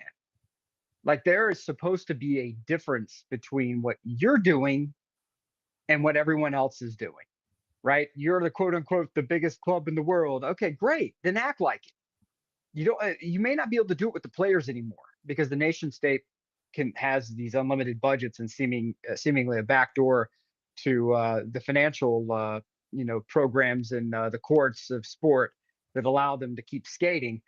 But you can operate in being the best for your employees to make you the number one place to be, Mm-hmm. and the program doesn't just start and end with the 11 on the field. It also goes down to the front office. It goes down to the secretaries. It goes down to the interns, the people who pour themselves into a club every single solitary day. And that's something that is completely being overlooked today. And I think my politics are pretty much worn on my sleeve.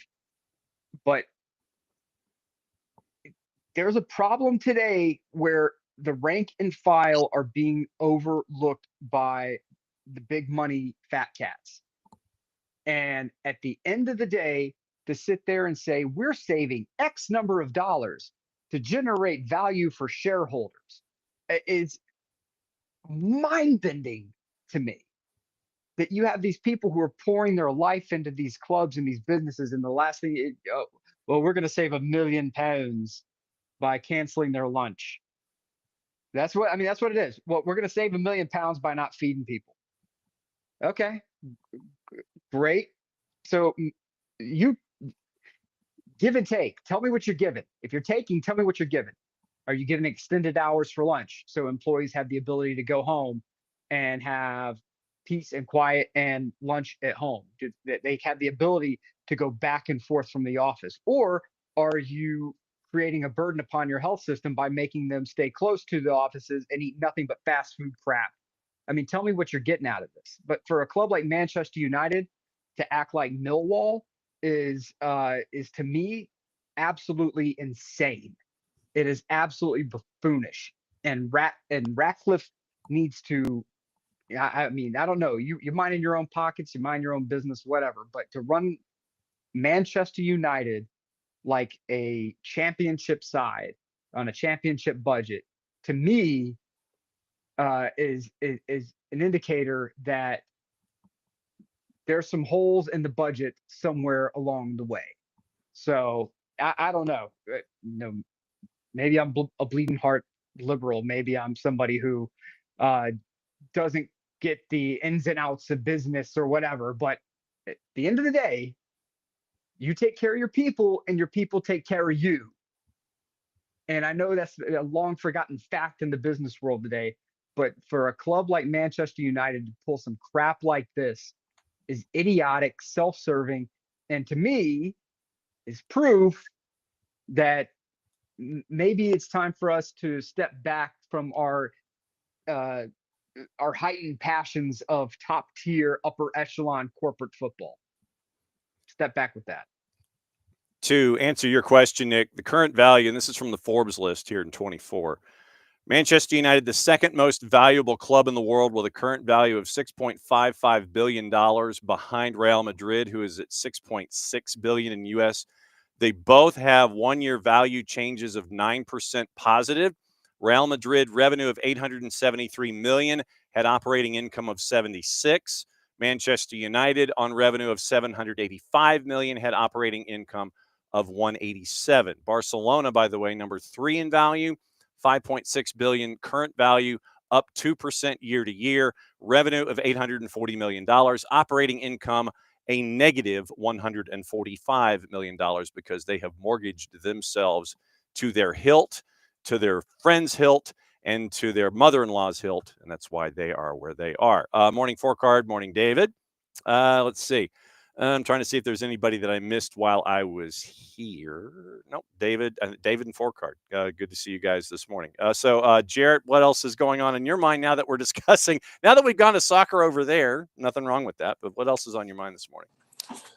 If anybody would like to submit their resume to manage Glasgow Rangers, now's the time. Yeah, box office Brendan has collected another scalp against my will. Philippe Brendan Clement, Rodgers is just thriving. Year and a half for Philippe Clement, and then he was last weekend. I'm amazed he lasted as long as he did because I haven't been good. Like they're in the next round for Europa League, but yeah, man, like Rangers and Celtic both had that European hangover thing going. Yep. But yeah, anyone who wants to put their name in for that one sounds like they've got an interim. But yeah, go ahead and send your CV over if you want to go manage Rangers, who might be getting taken over this summer. Yes. By the group that owns the San Francisco 49ers. Yes. Bunch of so like you might get like Silicon Valley technocrats taking over the most crown loyal club in Scotland. Good luck, everyone. Yeah. Well, here's the thing. Like when we talk about these, and Jared brings up, the technocrats trying to, take over the friggin' world. Manchester United, let's not forget, they're traded on the stock exchange, right? They are. Yeah, there's a stock. There's a Manchester United stock. Mm-hmm. And when you are traded, when you go public, I used to work for a private company, right? And we had a bunch of 20-year-olds, and I was like in my early 30s, and I was one of the elder folk in the room. And all these 20-somethings were like, oh man, we got to go public. We got to go public. And the CEO, who my personal grievances with aside, said, you guys don't know what happens when you go public. Like right now, the individual owner of the club, of the business, says, all right, I'm willing to run at this margin, right? If it means keeping everyone here, right? Because I care about you guys, and I want to make money. You want to make money. The best way to do that is we work together to do that. If the minute we go public, now we have to do what's called present value to shareholders, and that's it. Like there is a margin. It's unlimited growth, and if you don't hit it, heads roll. So whoever wants to put their head up and say, yep, when we go public, I'm the first one who offers myself up in the event that we don't make our money, by all means. And all those 20-somethings stayed quiet because none of them wanted to do it. And Greg was right. And look at Manchester United now. Look at what you were and look at what you are. And before anybody gets uppity with me about it, look at Milan, right? Look at what Milan was and look what Milan is now. All right. We had to sell we had to mortgage our future with Tonali. Sorry, Alex. And we're never getting him back. We're never getting him back. A kid who grew up cheering for our club, training to play with our club, had big dreams of playing and winning, hoisting Champions League trophies with our club. We're never getting him back because they're running our club like a business. And so now we are an item on a spreadsheet and nothing else. That's it. That's all we are to Cardinal. That's it. And so when we look at these clubs, they're businesses now. All right. They're businesses that trade their profit margins on our loyalty and affection, right? Our loyalty and affection leads us to spend dollars. The dollars fuel the club. And then you get pumped full of TV money steroids, especially in the Premier League. And this means that when they start getting juiced up enough, they need our input less and less because they're paid value to shareholders. That's it. So where do you factor in on this little flow chart that I've just laid out in front of you? Especially Manchester United fans, because you guys are some of the most passionate Premier League supporters out there. All right. So, John, I think you're muted, bud. Okay, but you are the most passionate, some of the most passionate supporters in the Premier League. Ask yourself where you belong on the flow chart between these obscene transfer fees, and especially the transfer bust that you've had to deal with. Yep. Then you have the takeovers, which you've had to deal with, which have worked out how for you exactly? And how much closer are you to greater success today than you were 2 years ago, 5 years ago, 10 years ago, right? David Moyes, right? Remember David Moyes was the guy who was supposed to take over for Sir Alex Ferguson, and you guys chased him out of town. And who just ran you? I mean, what I'm saying is, how much closer to victory and sustained success are you today than you were 5, 10 years ago before you started providing value to shareholders? That's all I'm saying. Any of these big clubs that you guys support, that I support, I've had to have the same conversation with myself. And that's why, I understand that at some point I'm buying a ticket to take a ride. And I accept that to my own limits, right? I'm a season ticket holder for Atlanta United. Why do I do this? Because I believe that I have value. I get my value out of it. I make it work for me, right? And the minute I decide it doesn't work for me, I call up my ticket agent and I say, hey, I'm not renewing. All right, it sucks. See you down the line, right? But for now, like, I have an opportunity like I did this past weekend. I went to the game. I had a fantastic time, amazing time. Great to see old faces again, right? But I know that if Atlanta United, God forbid, sits at the bottom of a barrel, right? They get the wooden spoon, because the way MLS is set up, next year they could be right at the top, right? I don't have to worry about some nation state coming in and buying up 2 or 3 or 4 MLS clubs and saying, okay, we're just going to park the concrete ceiling at the top and you're never getting back in, right? No one can compete. In MLS, if you don't want to compete, it's because you choose freaking not to, right? You're not investing at all, Philly. So, that's your own choice and your own way of doing things. But I'm tired of watching a Premier League where former clubs, they were great, they were amazing, can no longer compete because they're not owned by some nation state trust fund. I'm sorry, I can't get down with it anymore. It does not spike enjoyment, energy, affection, none of it. I would rather be surrounding myself with a league where anybody can win if they freaking choose to. And in my opinion, that's why I'm now focusing more on things like MLS, because it is far better as from a viewing experience. Well, can the number 15 club in the Premier League jump? Could the number 12 team jump up and bite Arsenal this weekend? Could the number 12 team jump up and bite? Okay, great. Are they going to win the title? Okay. Is Claudio Ranieri coming back to the touchline in the Premier League? No. Okay, great. Then no, probably not happening. I don't know, man. Maybe I'm sorry I had to come out here, not being on this show for so long, and come out and do some rants. Oh, welcome back. No, and by the way, in that Forbes list that was put out for 2024, Atlanta United is the third highest valued team in Major League Soccer, $900 million.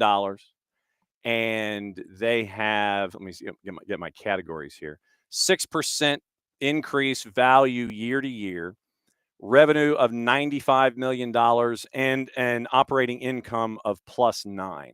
So MLS starts in this Forbes poll at 15, with LAFC at 15, Messi and Friends at 17, Galaxy at 19, and Atlanta United at number 20. So that's the Forbes list when it comes to value and operating income from the 2024 year. We can.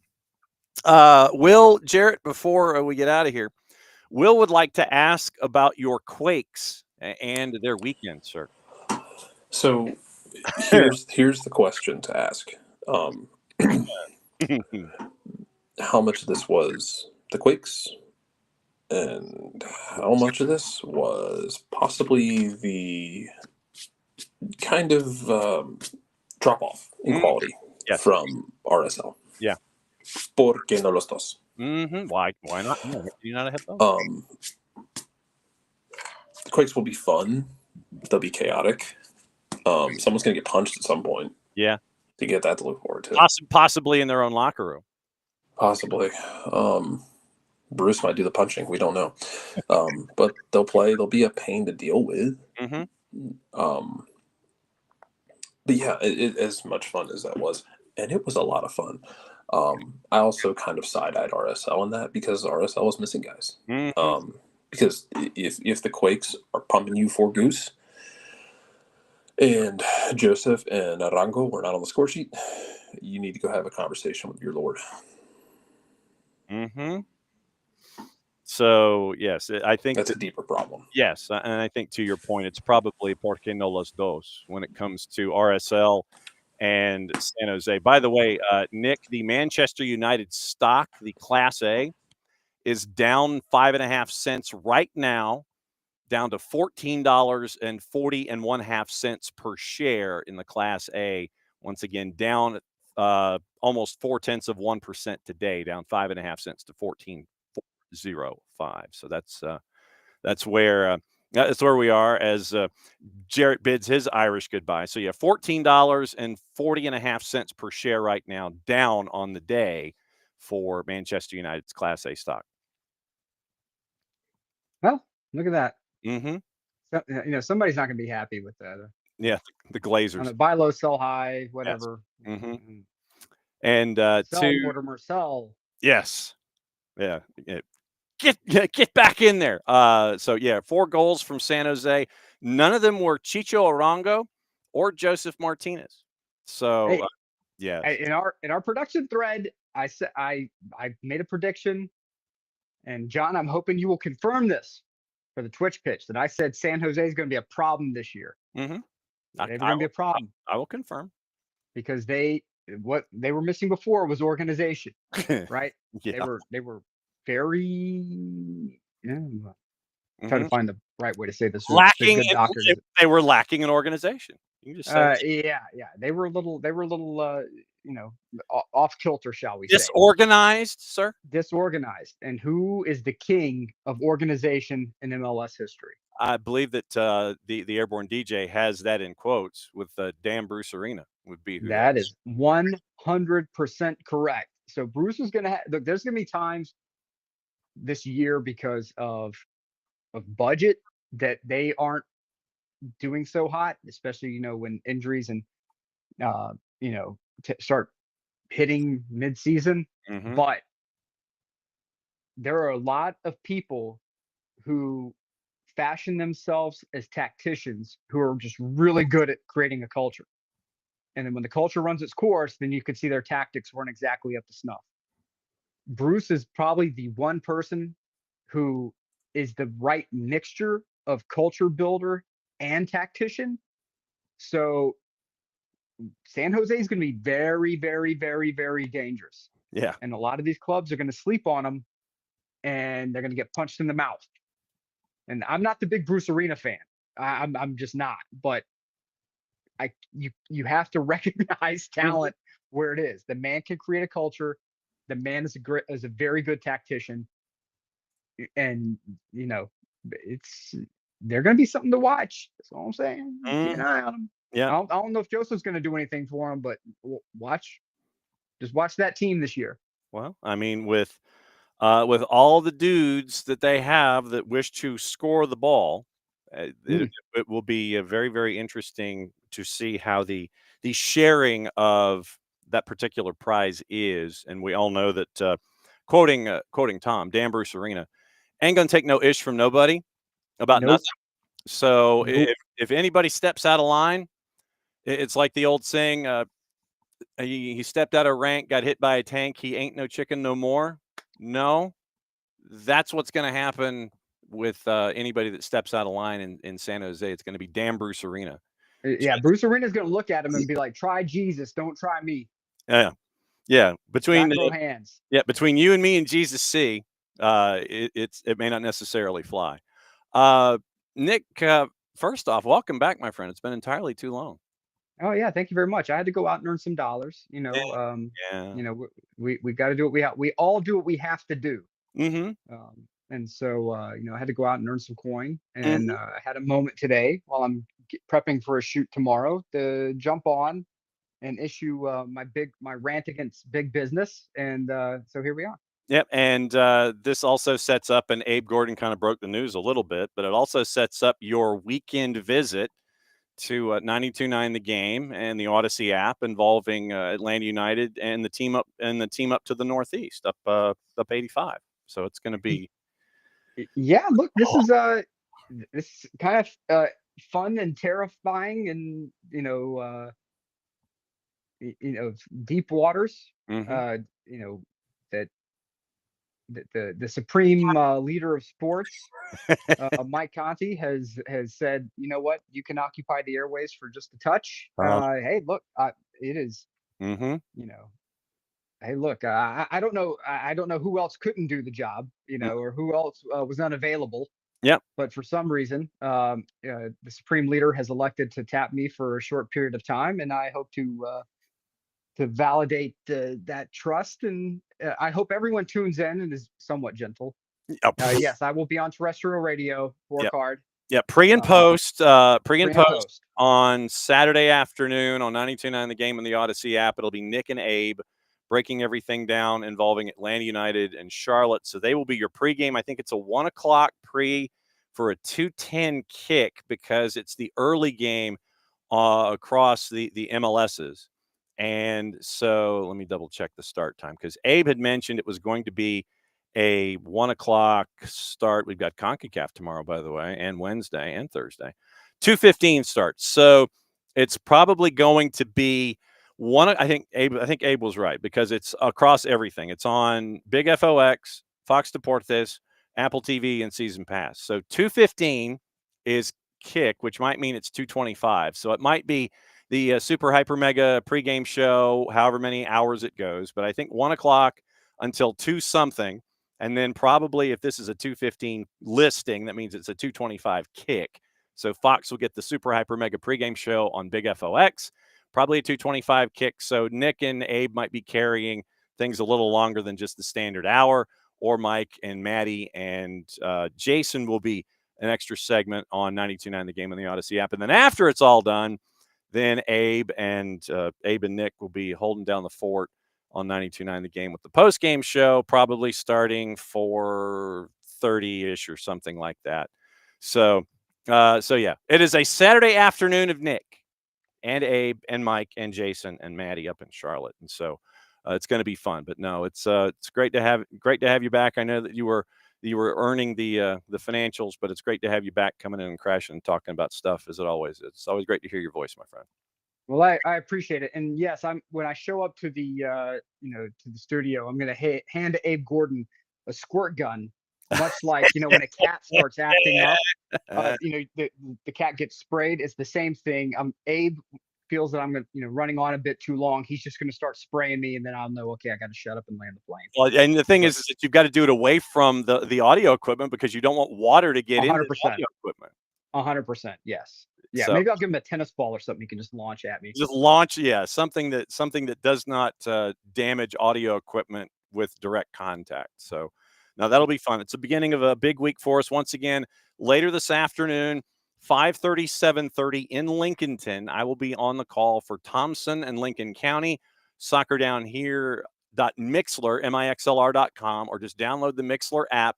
Then you can follow Soccer Down Here in SDH2, get all of our live action, the twos, the high school, all of it goes there. Tonight, reminder, Jason is on the campus at Emory University, the Rose Library, to begin the Why Atlanta is Soccer City USA lecture series, and that's going to be really cool. Garth Lagerway is going to be with Jason tonight over on the Emory campus, and so keep an eye on social media for all of that. But Jason and Garth Lagerway for Jason's series that he's going to have there at Emory, and thanks to the Rose Library and Emory University for partnering with us with that. Very, very cool stuff there as well. All right, so Nick, let me get through the promos before we get out of here. Okay, so join us on Chant and Become a Fanatico. For $10 a year, you can join us over at Chant. Download the Chant app and become an SDH Fanatico. You get a bunch of discounts to a bunch of local establishments, a bunch of different ways that you can get discounts. But once again, $10 a year. What do you do for $10? I mean, that's like buzzing through a drive-through. You go $10, you join, become a Fanatico, you get all the discounts, and then that money goes and helps out Soccer for Good. We get to talk to each other on the Chant app, and you can do all of that. Don't forget Olive and York. You can get your first ever issued SDH jersey. The Navy jersey, you can get it personalized in either white or Carolina blue, letters and numerals. You can go to Grady Baby and Grady Baby Co. and get the Soccer's Just Better in Atlanta t-shirt, sweatshirt. Those proceeds go to helping out middle school soccer programs attached to Atlanta Public Schools. And so thanks to Grady Baby and Grady Baby Co. for that. Thanks to Beyond Goals Mentoring. Thanks to Kaiser Permanente for helping out, as always, for being our primary sponsor here at SDH, for doing all of the great work that you do there. You can get our Soccer Down Here gear. You can go on soccerdownhere.net. You can read all the stories, read all the bylines, all the stuff that we cover on a daily basis. When something's live, if you don't have us favorited or liked or anything like that, you'll know when we're live because you click the listen key and you can find out if we're up on SDH or SDH2. What did I miss, Nick? Did I get everything? I think you got just about everything. I'm trying to remember what else that's a part of the promotions in Soccer for Good, all that kind of stuff. And so it's Olive and York, the Marshall Islands. You can get the Marshall Islands scarves from me. You can buy all the gear from the Marshall Islands folks, and that ships from England. You want a scarf? That comes from me on the other side of this door. So you can help out the Marshall Islands there. So it's the Marshall Islands. It's Olive and York for the jersey. It's Kickoff Coffee. Don't forget to use the code SoccerDownHere15. You get 15% off your purchase. They, in turn, take 10% reinvest into cool things that they have earmarked. Fanatis, fntz.co/SoccerDownHere. You get all the BNs. You get CDO, Nuestra Tele, For the Fans, Tay Say, Goal TV with our buddy Nino Torres. When he's calling stuff on the weekend, you have conversations with him live on the air. All the things that are part of our universe here at SDH. And it's going to be a very, very busy week across the board. We're still trying to figure out other games for high schools. But today we're in Lincolnton. Friday, while everybody else is in Charlotte, Nick is preparing to be with Able 92.9. I will be at West Forsyth and Lambert on the Lambert campus. We're trying to figure out other games for Tuesday and Wednesday, and we'll let you know when that happens as we go. I think that's a Monday. Wow, that's a lot of stuff. But man, look at that. Whew. So it's bringing value, John Nelson. Bringing value. Value. VALU ! And we'll do it again tomorrow, 9:05. I will be in a hotel room in Thompson, Georgia, by the way, with tomorrow's show, and we'll lay it all out for you there. And we actually did this before they brought the piano back into Office HD. So we actually beat the buzzer and the piano. So it's right? So they're coming in right now. So I guess that means it's time to go. So that means mucha platiel, play it safe. For Nick, for Jarrett, for Bart, I'm just John. We're out 9:05 tomorrow morning. See you in less than 22. That means the end of the show. That means we get to do this.